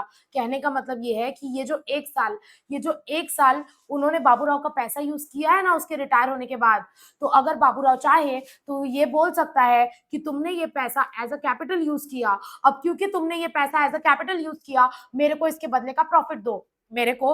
तो क्या बाबूराव को इस पीरियड का भी पैसा मिलेगा, प्रॉफिट मिलेगा? हाँ, मिलेगा। या फिर बाबूराव ऐसा भी बोल सकता है कि अब मैं पार्टनर तो रहा नहीं, अब मैं ओनर तो रहा नहीं, तो इस पैसे को कैपिटल नहीं बोलेंगे, ये मान लेंगे कि मैंने तुम लोग को लोन दिया 1 साल के लिए। ये मान लिया जाएगा कि मैंने तुम लोगों को 1 साल के लिए लोन दिया और मेरे को इस लोन में ब्याज दे दो। मेरे को इस लोन में ब्याज दे दो, इंटरेस्ट दे दो। दोनों में से कोई भी बात मान सकता है। हाँ, ये बाबूराव के ऊपर है। बाबूराव चाहे तो वो बोल सकता है कि ये पैसा तुमने एज़ अ कैपिटल यूज़ किया है, मेरे को इसके नाम का प्रॉफिट दे दो। या फिर बाबूराव चाहे तो ऐसा भी बोल सकता है, ये पैसा तुमने एज़ अ लोन यूज़ किया है, इसके बदले का मेरे को ब्याज दे दो, इसके बदले का मेरे को इंटरेस्ट दे दो। समझ में आई क्या बात? बात समझ में आई क्या? अच्छा, मान के चलो कि दूसरा एग्ज़ाम्पल लेते हैं। मान के चलो कि बाबूराव मार्च 2022 में रिटायर हुआ। ये दोनों पार्टनर्स ने मिल करके बाबूराव का हिसाब किताब नक्की किया, बाबूराव का पूरा हिसाब किताब सारा नक्की किया। मार्च 2022 में 1 अप्रैल 2022 को ही बाबूराव का जितना पेमेंट बनता था, 6 लाख जो पेमेंट बनता था, इतना प्रॉफिट, यहाँ तक का प्रॉफिट का, वो पूरा हमने उसको सेटल कर दिया, पूरा का पूरा दे दिया। बाबूराव का पैसा कैलकुलेट किए, उसका प्रॉफिट कितना है, उसका कैपिटल कितना है। तो बाबूराव का प्रॉफिट था यहाँ तक का, मार्च 2022 तक का बाबूराव का प्रॉफिट था 1 लाख का और कैपिटल था 5 लाख का। तो बाबूराव के 6 लाख रुपए बन रहे थे, बाबूराव का एस्टेट 6 लाख रुपए का था। तो बाकी सारे रिमेनिंग पार्टनर ने क्या किया, कैलकुलेट किया, जिस दिन बाबूराव रिटायर हुआ मार्च 2022 उसी दिन सेटलमेंट कर लिया पूरा, और पूरा का पूरा पेमेंट नक्की कर दिया, पूरा का पूरा पेमेंट नक्की कर दिया बाबूराव का, जाओ अब हमने तुम्हारा पैसा दे दिया है, तुम अपने रास्ते हम अपने रास्ते। अब जो आगे के प्रॉफिट होंगे, ये वाला पीरियड का, ये वाला पीरियड का, अब जो आगे का प्रॉफिट होगा, क्या हम उसमें बाबूराव को कुछ एक फूटी कौड़ी भी देंगे? नहीं देंगे। अब बाबूराव रिटायर हो चुका है या बाबूराव डाई हो गया, डाई यानी मर गया है, ठीक है, तो बाबूराव हैज डाइड और बाबूराव हैज रिटायर्ड। उस केस में अगर हमने उसका पूरा पेमेंट करके सारा सेटल डाउन कर दिया है, अगर हमने उसका पूरा पेमेंट करके नक्की कर दिया है, सब कुछ सेटल डाउन कर लिया है, अब आगे के प्रॉफिट में क्या बाबूराव की कोई भी हिस्सेदारी होगी? The answer is no no no no no, आगे के प्रॉफिट में उसको कोई हिस्सेदारी नहीं मिलेगी। बट अगर हम उसका पैसा रिटर्न नहीं करते हैं, जो रिटायरिंग पार्टनर है या जिसकी डेथ हो गई है या जो पार्टनर छोड़ करके जा रहा है, अगर हम उसका पैसा पेमेंट नहीं करते हैं ना, तो जब तक हम उसका एक्स्ट्रा पैसा जितने एक्स्ट्रा टाइम के लिए यूज करेंगे, हम बाबूराव का ये 6 लाख रुपए जितने एक्स्ट्रा टाइम के लिए यूज करेंगे, उसके बदले या तो हमें उसको उसका प्रॉफिट देना पड़ेगा, जितने टाइम पीरियड हमने बाबूराव का पैसा यूज किया उतने टाइम का, या तो हमें उसको प्रॉफिट शेयर करना होगा या फिर हमें ब्याज देना होगा, या तो उतने टाइम का प्रॉफिट शेयर करना होगा या तो उतने टाइम का ब्याज देना होगा बाबूराव को। समझ में आया क्या? अब ये किसके ऑप्शन में है, मुझे ब्याज चाहिए कि मुझे प्रॉफिट में हिस्सा चाहिए, ये बाबूराव के ऑप्शन में है। बाबूराव चाहे तो चूज कर सकता है, आप लोग मुझे 1 साल आप लोग ने एक्स्ट्रा यूज किया ना मेरा पैसा, 1 साल एक्स्ट्रा यूज किया ना आप लोग ने मेरा पैसा, तो बाबूराव बोल सकता है कि मेरे को 1 साल का प्रॉफिट दो, मेरा प्रॉफिट में हिस्सा दो, 1 साल जो आपने प्रॉफिट कमाया उसमें मेरा हिस्सा निकाल के दो। या फिर बाबूराव ये भी बोल सकता है कि मुझे प्रॉफिट नहीं चाहिए, जो 1 साल आप लोग ने मेरा पैसा यूज किया उसके बदले का मेरे को ब्याज दे दो, उसके बदले का मेरे को ब्याज दे दो। बाबूराव के पास ऑप्शन है, दोनों में से कोई भी एक चीज चूज कर सकता है। मेरे को बताओ क्या समझ में आया जो मैंने समझाया, जो अभी मैंने पूरा सिनेरियो समझाया, 2-3 सिनेरियो समझ में आया, अच्छे से दिमाग के अंदर गया मैं क्या कहना चाह रही हूँ सबको?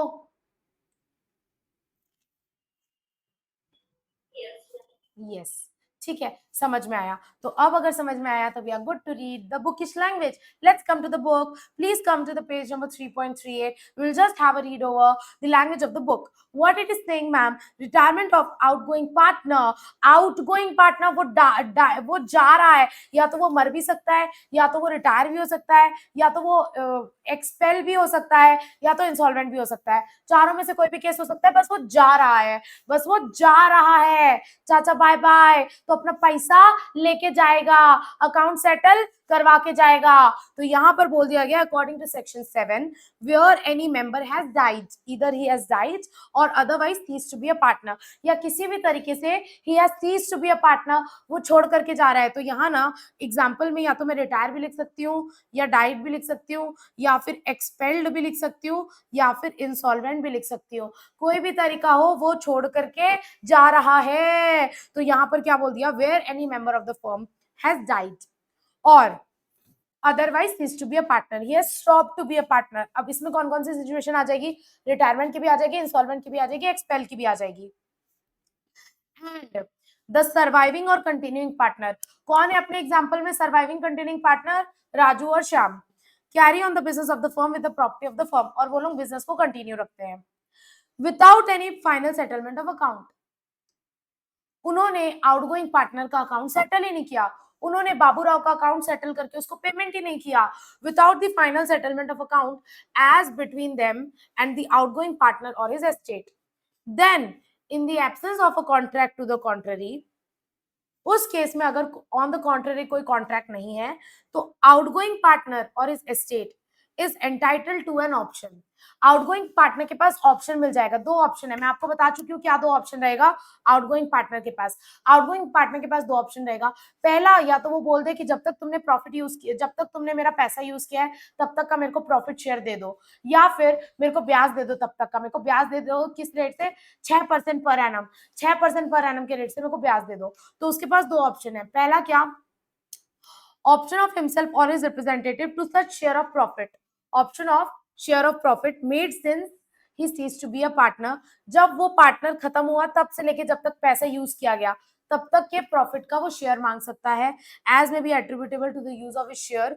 और दूसरा सिचुएशन वो क्या मांग सकता है, वो ब्याज मांग सकता है, वो इंटरेस्ट मांग सकता है at the rate of 6% per annum, at the rate of 6% per annum on the amount of A share of profit. जो भी उसका शेयर बन रहा है उस पे वो 6% पर एनम के रेट से ब्याज मांग सकता है, यानी उसका उसका उसका हिस्सा कितना बन रहा है, 6 लाख, तो वो 6 लाख में 6% सालाना के रेट से इंटरेस्ट मांग सकता है। इसी के साथ अपना कंप्लीट होता है सेक्शन 37। कोई भी डाउट होगा तो मेरे को अनम्यूट करके पूछ लेना। अब प्रोवाइडेड दैट पढ़ते हैं, अगर कोई कॉन्ट्रैक्ट है तो यहाँ पर बोल रहा है कि where by a contract between the partner an option given to surviving partner to purchase the interest of the deceased partner and the option is duly exercised, the estate of the deceased partner or the outgoing partner is estate is not entitled to any future share of profit, but if partner assuming to act in exercise of the option does not in all material respect comply with the terms thereof, he will be liable to account under the foregoing provision of this section। इसका क्या मतलब है ma'am, अगर बहुत ज्यादा कचरा हो गया क्या, ठीक है,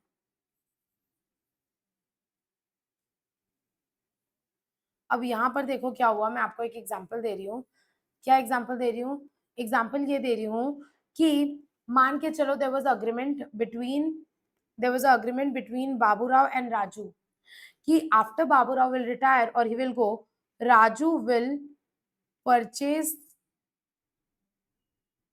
share of Baburao. Already contract था कि जो राजू है वो बाबूराव के जाने के बाद बाबूराव का शेयर परचेज कर लेगा, तो बाबूराव का हिस्सा किसको मिल जाएगा, बाबूराव का हिस्सा मिल जाएगा राजू को। तो उस केस में ऑलरेडी राजू उसका शेयर परचेज कर चुका है, यानी राजू ने पैसा दे चुका है, उसका राजू ने उसका शेयर परचेज कर लिया है, तो मतलब राजू पर्सनली बाबूराव को पैसा देगा और बाबूराव का जो भी शेयर है वो राजू को मिल जाएगा। तो क्या अब फर्म को बाबूराव को पेमेंट करने की जरूरत है, नहीं, फर्म को बाबूराव को पेमेंट करने की जरूरत नहीं है।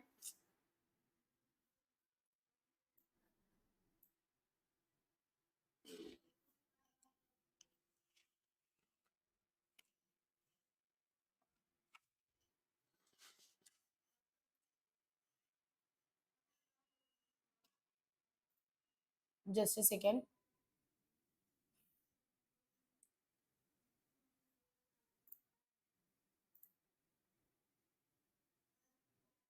हाँ ठीक है, तो यहाँ पर अगर राजू ने बाबूराव का शेयर परचेज कर लिया है तो उस केस में फर्म को बाबूराव को कोई पेमेंट करने की जरूरत नहीं है, अगर राजू ने परचेज कर लिया तो राजू बाबूराव को पर्सनली पेमेंट करेगा। तो यहाँ क्या फर्म की कोई जिम्मेदारी बनती है बाबूराव को पेमेंट करने की, नहीं बनती है। तो उस केस में बाबूराव को ना ही ब्याज मिलेगा, ना ही प्रॉफिट का शेयर मिलेगा, ना ही ब्याज मिलेगा, ना ही प्रॉफिट का शेयर मिलेगा। क्यों, क्योंकि बाबूराव का शेयर जो है राजू ने परचेज कर लिया है। तो ये एक्सेप्शन में वही वाली बात लिखी हुई है कि provided that whereby contract between the partner at an option given to the surviving partner to purchase the interest of deceased or outgoing partner, जो surviving या continuing partner है उसने deceased या outgoing partner का शेयर परचेज कर लिया and that option is duly exercised, और उसने उस ऑप्शन को एक्सरसाइज भी कर लिया, यानी कि पेमेंट कर दिया और राजू ने बाबूराव का शेयर परचेज कर लिया। उस केस में क्या उसको कोई पैसा मिलेगा? नहीं। उस केस में उसको, बाबूराव के एस्टेट को कोई भी पैसा नहीं मिलेगा, ना ही प्रॉफिट का पैसा मिलेगा, ना ही ब्याज का पैसा मिलेगा। बट हाँ, जो राजू बाबूराव का शेयर परचेज कर रहा है उसमें उसको तुरंत एक्ट करना है और सारे ट्रांजेक्शन, पेमेंट वगैरह सब कंप्लीट करने हैं, सारे टर्म्स एंड कंडीशंस कंप्लाई करने हैं। अगर राजू जो है बस बोल देता है कि हाँ मैं बाबूराव का शेयर परचेज कर लूंगा, बट वो टर्म्स एंड कंडीशन सारे फुलफिल नहीं करता है, तो उस केस में ये नहीं माना जाएगा कि राजू ने उसका शेयर परचेज किया है, और उस केस में फर्म को पेमेंट करना होगा। तो यहाँ पर देखो क्या लिखा हुआ है, but if any partner assuming to act in exercise of the option does not in all material respect comply with the terms, अगर वो टर्म्स एंड कंडीशंस को कंप्लाई नहीं करता है, does not comply with the terms, इस case में वो जो लाइबिलिटी है वो स्टिल रहेंगी, यानी कि फर्म के ऊपर जो लाइबिलिटी आएगी प्रॉफिट पे करने की या फिर लाइबिलिटी पे करने की या ब्याज पे करने की, वो स्टिल फर्म के ऊपर रहेगी। शॉर्ट में मैं आपको बताती हूँ, अगर मेरे को पूरा क्रक्स में आपको अगर पूरा क्रक्स में बोलना हो इस पूरे पैराग्राफ का मतलब, तो इस पूरे पैराग्राफ का मतलब है कि अगर कोई पार्टनर छोड़ करके जा रहा है, या तो रिटायरमेंट की वजह से, या डेथ की वजह से, या एक्सपल्शन की वजह से, या इंसॉल्वेंस की वजह से, किसी भी वजह से अगर कोई पार्टनर छोड़ करके जा रहा है, तो हमें उसके अकाउंट सेटल करना होता है, उसका पेमेंट करना होता है। अगर हम टाइमली पेमेंट नहीं करते हैं, बाद में पेमेंट करते हैं, तो जितना एक्स्ट्रा टाइम हमने उसका पैसा यूज किया, उसमें बाबूराव के पास ऑप्शन है, या तो वो प्रॉफिट शेयर मांग सकता है उतने टाइम पीरियड का, या फिर वो इंटरेस्ट मांग सकता है, ब्याज मांग सकता है। समझ में आया? अब इसका एक एक्सेप्शन है कि फर्म को ना ही प्रॉफिट देना पड़ेगा, ना ही ब्याज देना पड़ेगा, अगर जो बाबूराव का शेयर है वो राजू ने परचेज कर लिया और राजू ने सारी फॉर्मेलिटीज पूरी कर दी हैं, सारे टर्म्स एंड कंडीशंस पूरी कर दिए हैं।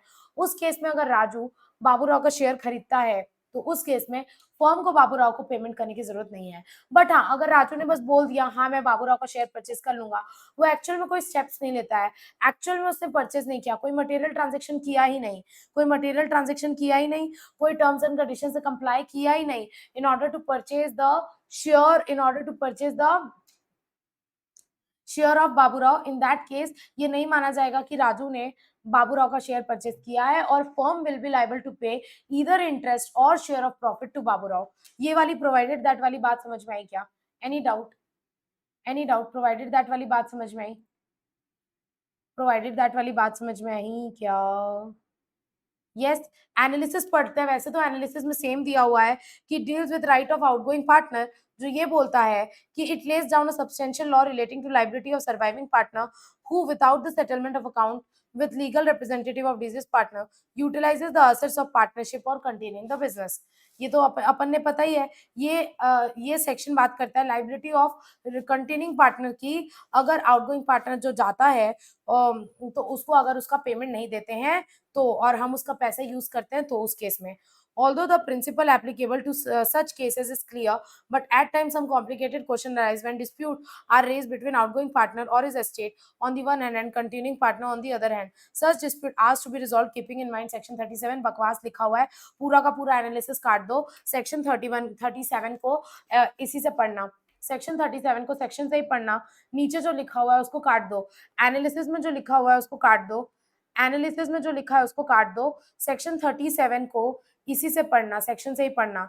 अच्छा, सेक्शन 36 को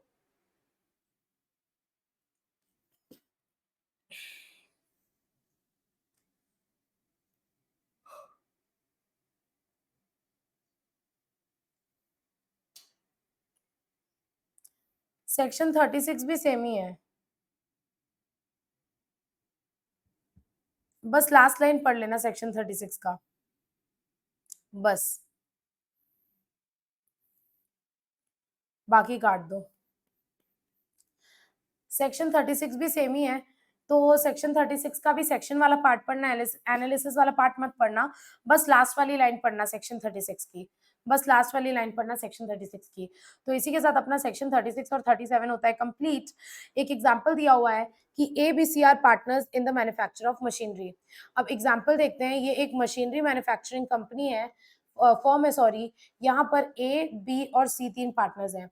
अब क्या हो रहा है, A is entitle to 3/8 of the partnership property. A का शेयर कितना है? ए का शेयर है 3/8। ए का शेयर कितना है? 3/8, क्योंकि लिखा हुआ है A is entitle to 3/8 share. A become bankrupt whereas B and C continues business without paying A's share of partnership asset or settling accounts. A जो था ना वो इंसॉल्वेंट हो गया. अब अगर वो इंसॉल्वेंट हो गया तो डोंट यू थिंक ऑटोमेटिक वो फर्म्स छोड़ के चला गया. हाँ, ऑटोमेटिक ही ceases to be a partner as soon as the court's adjudication order is declared. तो अब ये इंसॉल्वेंट हो गया, मतलब अब वो पार्टनर नहीं रहा. तो कायदे से बी और सी को मिल करके ए का अकाउंट सेटल करके ए का पेमेंट कर देना चाहिए, लेकिन इन्होंने नहीं किया. ना ही ए का अकाउंट सेटल किया, ना ही ए का पेमेंट किया. अब अब क्या बोल रहा है यहाँ पर, आपको बोल रहा है कि ए का पैसा नहीं दिया, ए का अकाउंट सेटल नहीं किया. अब उस केस में आपको पता है जब तक ए का पैसा नहीं दे देते तब तक जितना भी प्रॉफिट कमाई फर्म को या तो अपनी प्रॉफिट में हिस्सेदारी देनी होगी, या तो जितने टाइम फर्म ने एक आप एसेट यूज किया एक्स्ट्रा उतने टाइम पीरियड का हमें उसे इंटरेस्ट देना पड़ेगा. अच्छा, इंटरेस्ट कब तक का देंगे? मान के चलो कि ए ना पार्टनरशिप में आया था 2019 में. 2019 में उसने एक मशीन लाई थी, एक मशीन लाई थी फर्म के यूज के लिए. अब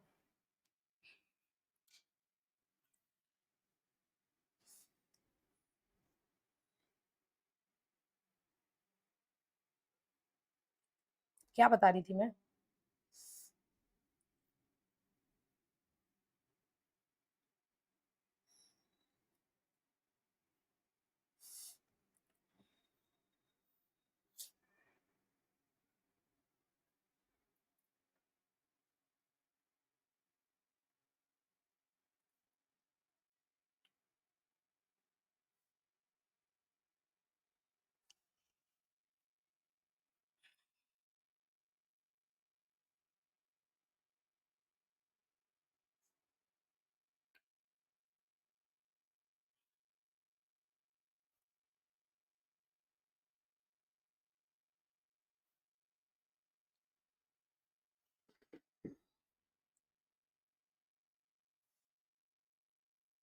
हम्म, ठीक है.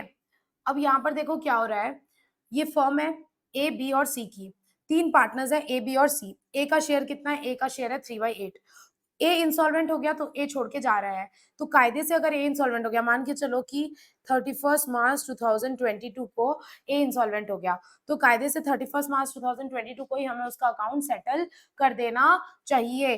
बी और सी को ए का सारा जितना भी पैसा बनता है वो दे देना चाहिए, लेकिन हमने नहीं दिया. हमने उसका पार्ट ऑफ द असेट या पार्ट ऑफ द कैपिटल या उसका प्रॉफिट नहीं दिया. तो मान के चलो कि 2019 में उसने एक मशीन लाई थी. अब 2020 में वो इंसॉल्वेंट हो गया. 2020 में वो इंसॉल्वेंट हो गया. मान के चलो 2019 में उसने कैपिटल लाया था. कितने का? 2 करोड़ का, 1 करोड़ का मान के चलो. 2019 में उसने कैपिटल लाया था 1 करोड़ का. इंसॉल्वेंट कब हुआ? 2020 में. इंसॉल्वेंट हुआ 2020 में और हमने पेमेंट किया 2021 में. पेमेंट किया 2021 में. तो अगर हमें उसको ब्याज देना पड़ेगा, द आंसर इज यस. या तो प्रॉफिट दो या तो ब्याज दो. सवाल ये उठता है कितने ब्याज कितने टाइम का कैलकुलेट करेंगे, इंटरेस्ट कितने टाइम का कैलकुलेट करेंगे.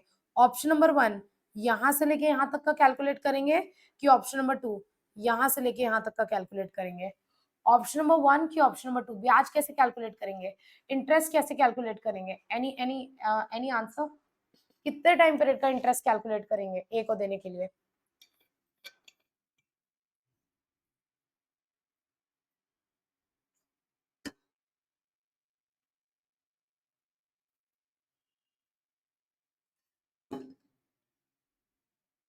बोलो. क्वेश्चन नहीं समझ में आया? मेरा क्वेश्चन ये है कि मान के चलो कि 2019 में ए ने कैपिटल लाया था फर्म में 1 करोड़ का. 2020 में वो इंसॉल्वेंट हो गया तो वो फर्म छोड़ के चला गया, और लेकिन हमने उसका पेमेंट कर रहे हैं 2021 में. तो अब जो 2021 में जब उसका पेमेंट करेंगे तो हमें उसको ब्याज देना पड़ेगा उसके पैसों पे. जो ब्याज कैलकुलेट करेंगे वो ब्याज 2019 से लेके 2021 तक का कैलकुलेट करेंगे, कि 2020 से लेके 2021 तक का कैलकुलेट करेंगे? जल्दी बताओ.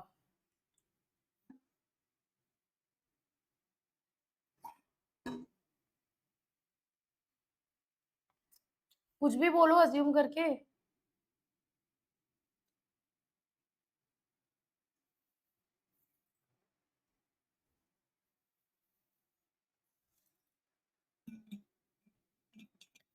यस।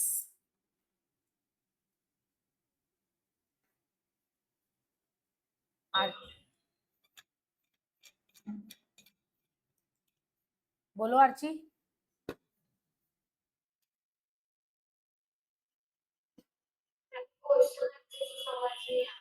क्वेश्चन समझ में नहीं आया, ठीक है मैं क्वेश्चन रिपीट कर देती हूँ। हुआ क्या, एक बंदा था पार्टनर, एक बंदा था पार्टनर मिस्टर ए। तीन पार्टनर्स थे, ए बी और सी, तीन पार्टनर्स थे। एक पार्टनर था मिस्टर ए। उसने 2019 में कैपिटल लाया 1 करोड़ का, वो आया ही फर्म में, वो एडमिट ही 2019 में हुआ। तो जब वो फर्म में आया तब उसने 1 करोड़ का कैपिटल लगाया। अब 2020 में वो इंसॉल्वेंट हो गया। 2020 में वो इंसॉल्वेंट हो गया मतलब वो अब पार्टनर नहीं रहा, वो पार्टनरशिप छोड़ दिया। तो जब भी कोई पार्टनर छोड़ के जाता है हमें उसको पेमेंट करना होता है। तो कायदे से ये जो 1 करोड़ का पेमेंट है, मान के चलो 1 करोड़, और इस 1 साल में उसको 10 लाख का प्रॉफिट हो गया। ठीक है। हुआ क्या, इस पर्टिकुलर 1 साल में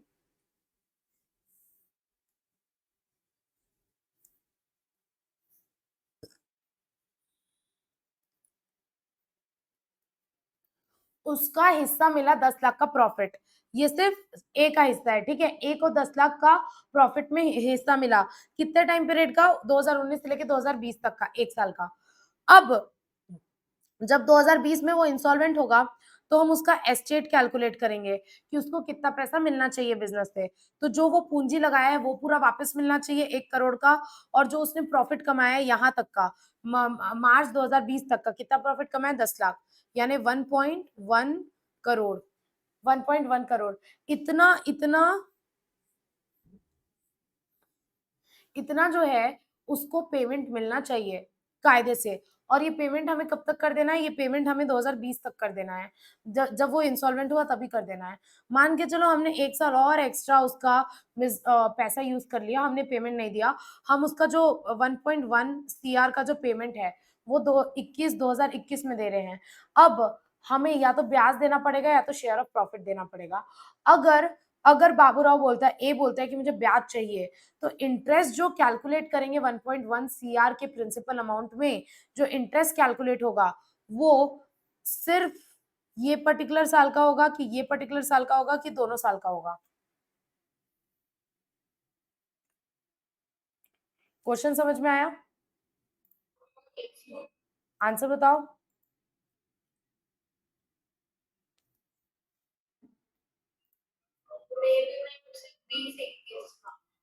2021 का। Okay. Others, others, Charu, Deepti, Priyanshi.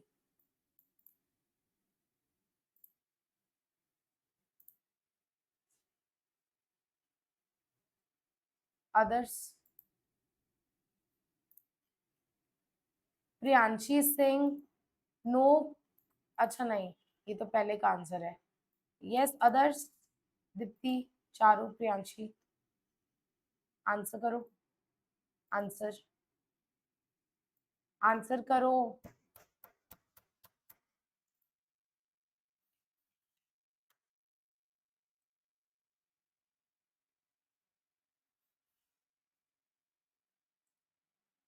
नहीं समझ में आ रहा है तो रिवर्ट करो, नहीं समझ में आ रहा है, आई डोंट नो क्या होगा आंसर।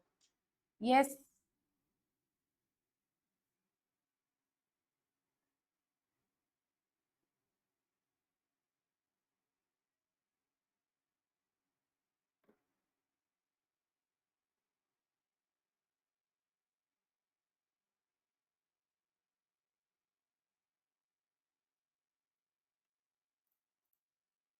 Yes people. ओके। और बाकी दोनों, Priyanshi Singh 2021। What about Charu and Deepti? Yes please revert.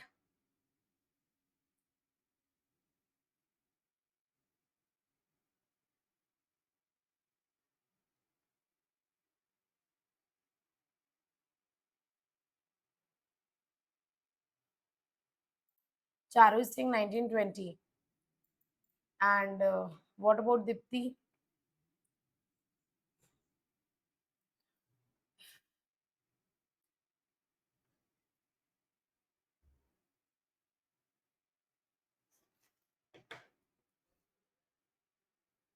Yes Deepti, class छोड़ के भाग गई तुम कि हो यहीं? है 20-21, ठीक है। इतना लेट बार-बार नाम ले लेके बोलना पड़ता है कि नहीं तुम्हारा रिप्लाई नहीं आया, तुम्हारा रिप्लाई नहीं आया। खुद से रिप्लाई कर दिया करो या बोल दिया करो मैम सोच रहे हैं 1 मिनट का समय दो, या तो अनम्यूट करके ही बोल दिया करो। थोड़ा फास्ट रिवर्ट किया करो, ठीक है। अब यहाँ पर देखो क्या हो रहा है, अब अलग-अलग आंसर आया है। 3 लोगों का आंसर आया है 2021, एक जन का आंसर आया 1920। द आंसर इज जो इंटरेस्ट कैलकुलेट होगा वो होगा 20-21 का, सिर्फ और सिर्फ 20-21 का कैलकुलेट होगा। क्यों मैडम? क्योंकि देखो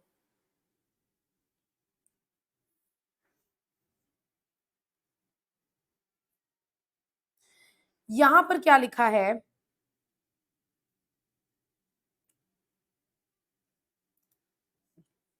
कायदे से एक बात बताओ, हमें यहाँ पर उसका पैसा वापस करना था।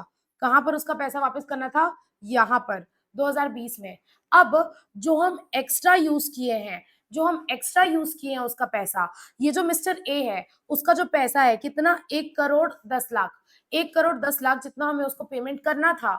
हमें जो मिस्टर ए जा रहा है, जो इंसॉल्वेंट हो गया, जो जा रहा है, उसका कितना पेमेंट करना था? 1,10,00,000।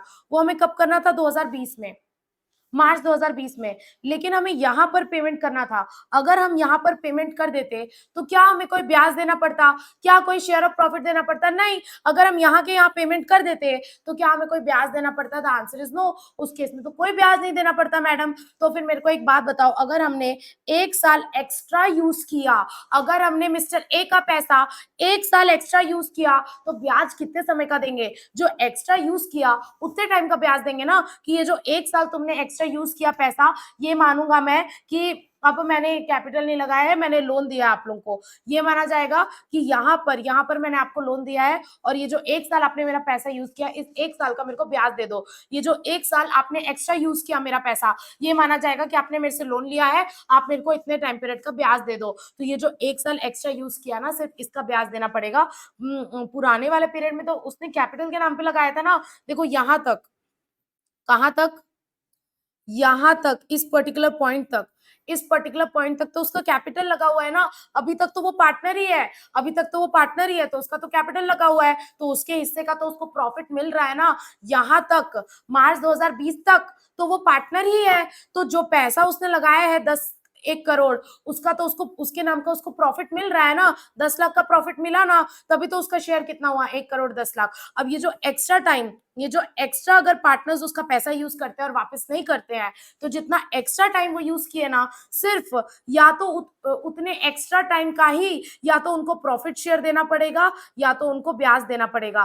तो जो प्रॉफिट शेयर देंगे वो भी सिर्फ इस पर्टिकुलर एक्स्ट्रा टाइम का देंगे। जो प्रॉफिट शेयर देंगे ना, वो इस पर्टिकुलर एक्स्ट्रा टाइम का देंगे, जितना एक्स्ट्रा टाइम उन्होंने यूज किया है मिस्टर ए के पैसे को। या फिर ब्याज देंगे तो ब्याज भी सिर्फ इतने टाइम का देंगे, इस 1 साल का देंगे, यानी 20-21 का देंगे। समझ में आया? यही वाली बात यहाँ लिखी हुई है। अब देखो ये 3 पार्टनर्स है, एबीसी पार्टनर्स है। अब हुआ क्या, ए का शेयर कितना है? 3/8, और ए बैंकरप्ट हो गया, मतलब ए इंसॉल्वेंट हो गया, और बी और सी ने उसका पैसा वापस नहीं दिया। ए बैंकरप्ट हो गया, बी और सी ने उसका पैसा वापस नहीं दिया, स्टिल कंटिन्यू कर रहे हैं बिजनेस को। अब A estate is entitled to 3/8 share in profit from the date of bankruptcy until final liquidation of the partnership affair। अब एक ही क्या हिस्सेदारी बनती है? एक ही हिस्सेदारी बनती है। ये जो एक्स्ट्रा टाइम उन्होंने इसका प्रॉफिट, ये जो एक्स्ट्रा टाइम उन्होंने ए का पैसा यूज किया, जितना भी एक्स्ट्रा टाइम उन्होंने ए का पैसा यूज किया, उतने टाइम का या तो ए को उसका प्रॉफिट शेयर दे या फिर ए को उसका, उसके नाम का ब्याज दे दे। इतनी बात समझ में आई? ये था आपका एग्जांपल नंबर 16। अब नेक्स्ट एग्जांपल है आपका example number 17। A B C 3 partners है। सी रिटायर हो गया आफ्टर सेलिंग इस firm share in the partnership firm. हुआ क्या, 3 पार्टनर्स थे, ए बी और सी। यहां पर जाके सी रिटायर हो गया, यहां पर जाके सी रिटायर हो गया और उसने अपना शेयर सेल कर दिया, उसने अपना शेयर बेच दिया। तो उसने जब अपना शेयर ही बेच दिया किसी पार्टनर को, तो अब क्या उसको कोई पैसा मिलेगा? नहीं मैम, अब तो उसको कोई पैसा नहीं मिलेगा, क्योंकि उसने अपना शेयर ही बेच दिया, उसने अपना शेयर बेच दिया। और ए और बी ने, लेकिन ए और बी ने एक और कांड हो गया, वैल्यू ही नहीं दिया शेयर को जो भी सी के साथ अग्री हुआ था, and the value of share of C on the date of his retirement from the firm would be a pure debt for the firm on which he ceased to be a partner as per the agreement entered between the parties. So C is entitled to recover the same as an interest. इसका मतलब क्या? देखो, सीधी बात, no बकवास। अगर सी retire हो रहा है, मान के चलो मार्च 2020 में सी रिटायर हो गया, आपने उसका पैसा 1 साल एक्स्ट्रा यूज किया। अगर आपने उसका पैसा मार्च 2021 में वापस किया, तो सबसे कॉमन सी बात है, जो आपने एक्स्ट्रा उसका पैसा यूज किया उसका आपको या तो ब्याज देना पड़ेगा या तो शेयर ऑफ प्रॉफिट देना पड़ेगा। अब मान के चलो कि हमने उसको पेमेंट ही नहीं किया, क्यों? क्योंकि सी रिटायर हो रहा था और उसने अपना share B, A and B को बेच दिया, यानी कि सी के बाटे का शेयर ए और बी खरीद लिए। तो अब क्योंकि ए और बी सी का शेयर खरीद रहे हैं, तो बदले में जो पेमेंट होगा सी को, वो कौन करेगा? ए और बी, यानी ए और बी सी को पेमेंट करेंगे उसका जो शेयर खरीदा। तो अगर वो लोग सी को उसका पेमेंट कर देते, तो उस केस में हमें कोई भी ब्याज देने की जरूरत नहीं पड़ती, कोई भी ब्याज या कोई भी शेयर ऑफ प्रॉफिट देने की जरूरत नहीं पड़ती, जो भी एक्स्ट्रा टाइम किया उसका। सिर्फ जिस दिन वो रिटायर हुआ उस दिन तक का तो उसको मिलेगा ही। अच्छा, ये मत कंफ्यूज होना, जिस दिन वो रिटायर हुआ उस दिन तक का उसका जो कैपिटल और प्रॉफिट बनता है वो तो उसको मिलेगा ही। हम किसकी बात कर रहे हैं? ये एक्स्ट्रा टाइम की बात कर रहे हैं, ये एक्स्ट्रा टाइम की बात कर रहे हैं। समझ में आया? तो मान के चलो सी रिटायर हो गया, उसने अपना शेयर ए और बी को बेच दिया, ए और बी ने पेमेंट करके नक्की कर दिया, तो अब सी को कोई ब्याज नहीं मिलेगा, कोई शेयर ऑफ प्रॉफिट नहीं मिलेगा। लेकिन ए और बी ने सी का शेयर तो खरीद लिया, लेकिन उसको कोई पेमेंट ही नहीं दिया, उसका अकाउंट से सेटल नहीं किया, उसका पेमेंट ही नहीं किया। अब इस केस में ये मान लिया जाएगा कि सी का पेमेंट नहीं हुआ है, और आप जितना एक्स्ट्रा टाइम यूज करोगे सी का पैसा, मान के चलो अब आप सी को पेमेंट करते हो मार्च 2021 में, यानी फिर से आपको इस पूरे 1 साल का या तो ब्याज देना पड़ेगा या तो शेयर ऑफ प्रॉफिट देना पड़ेगा। बात समझ में आई?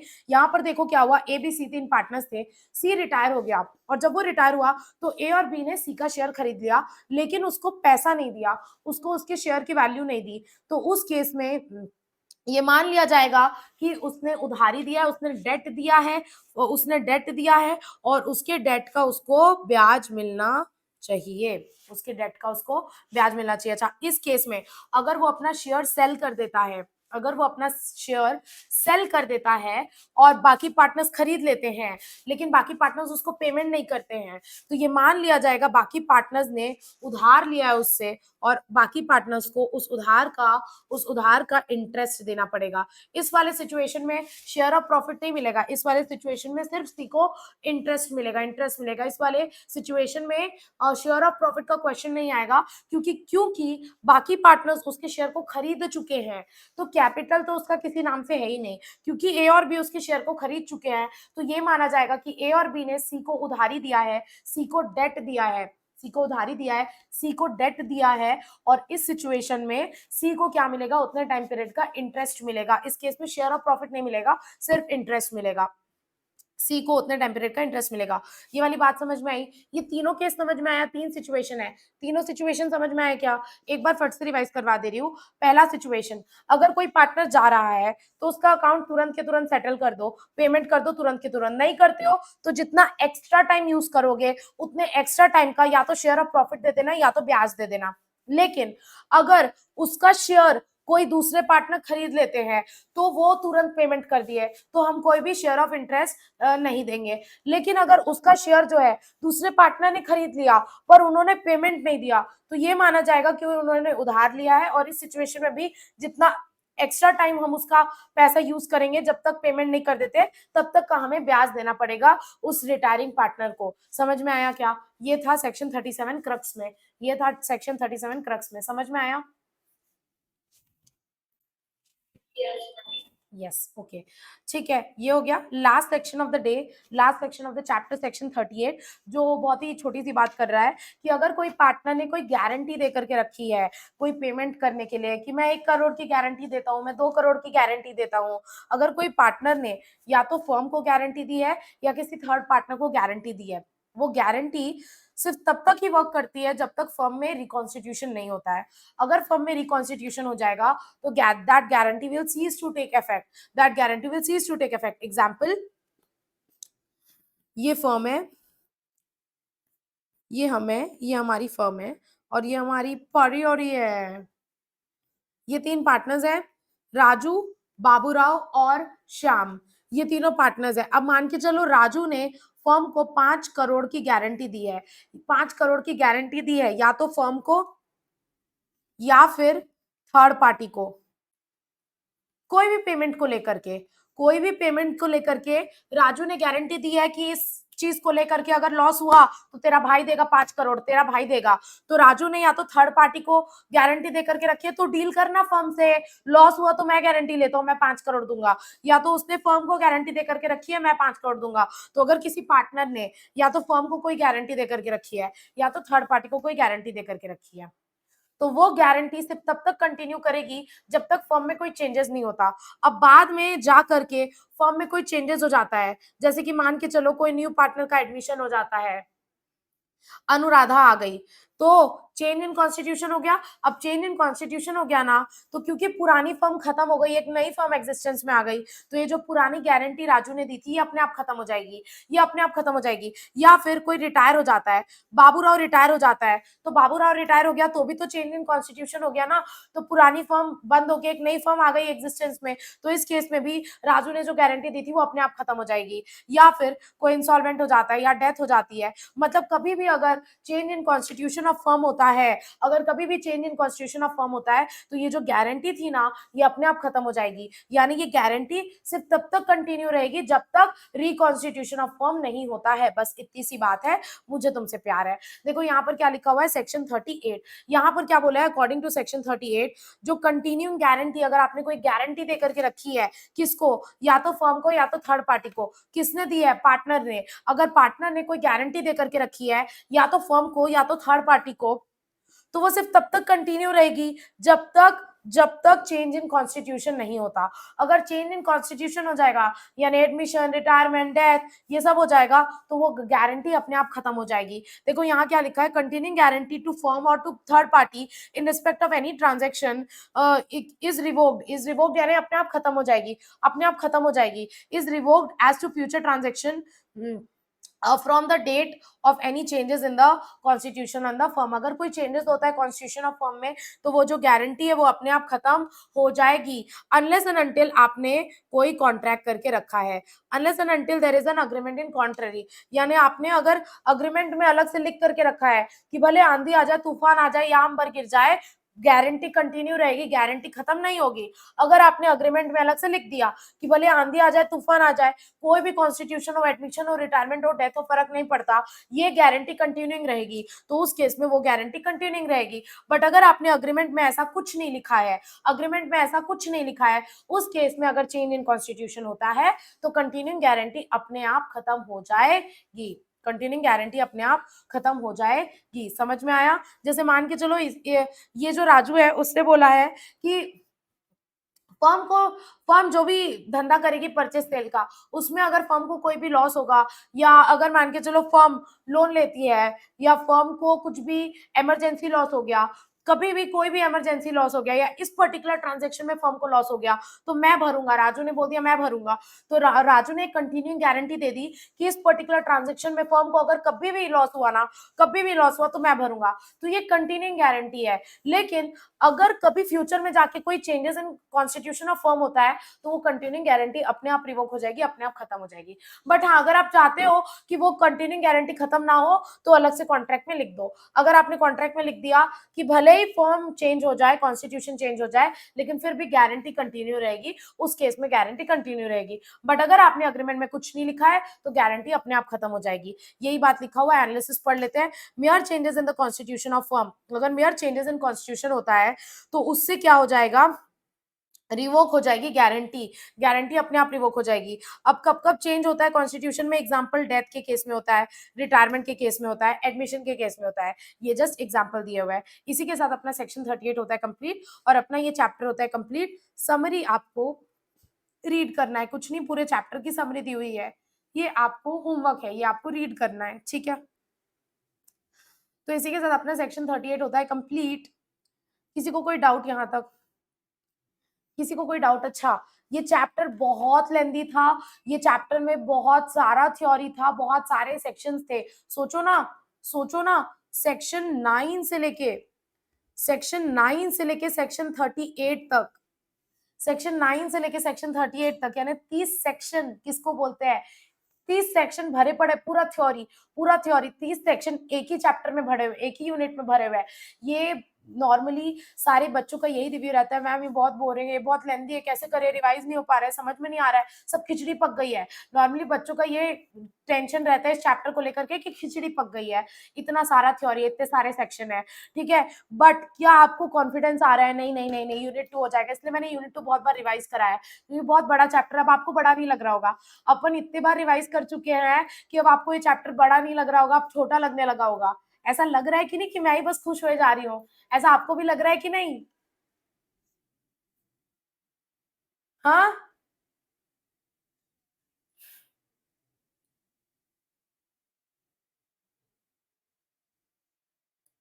बोलो।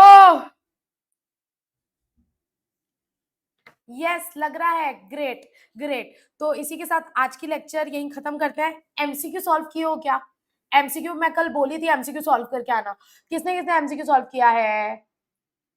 जल्दी से बता दो, किसने किसने एमसीक्यू सॉल्व किया है? हाँ अर्ची बोलो।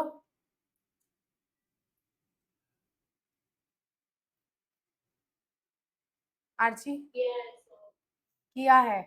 ओके, ठीक है, एमसीक्यू सॉल्व किया। कोई डाउट है एमसीक्यू में? प्रियांशी ने नहीं किया है? प्रियांशी, आज कर लेना, ठीक है, आज कर लेना, वरना तुम्हारे घर आ जाऊंगी। तुम्हारी मम्मी का नंबर है मेरे पास, तुम्हारी मम्मी को फोन कर दूंगी मैं, ठीक है। तुम्हारी मम्मी का नंबर है मेरे पास, मैं तुम्हारी मम्मी को फोन कर दे रहा है मैंने, तो आज करके मेरे को भेज देना, ठीक है। अच्छा, इसका आंसर सॉल्व किए हो? डिस्क्रिप्टिव आंसर सॉल्व किए हो क्या? कि मैंने क्लास में बोला था क्लास में करूंगी, तो किसी ने किया ही नहीं है।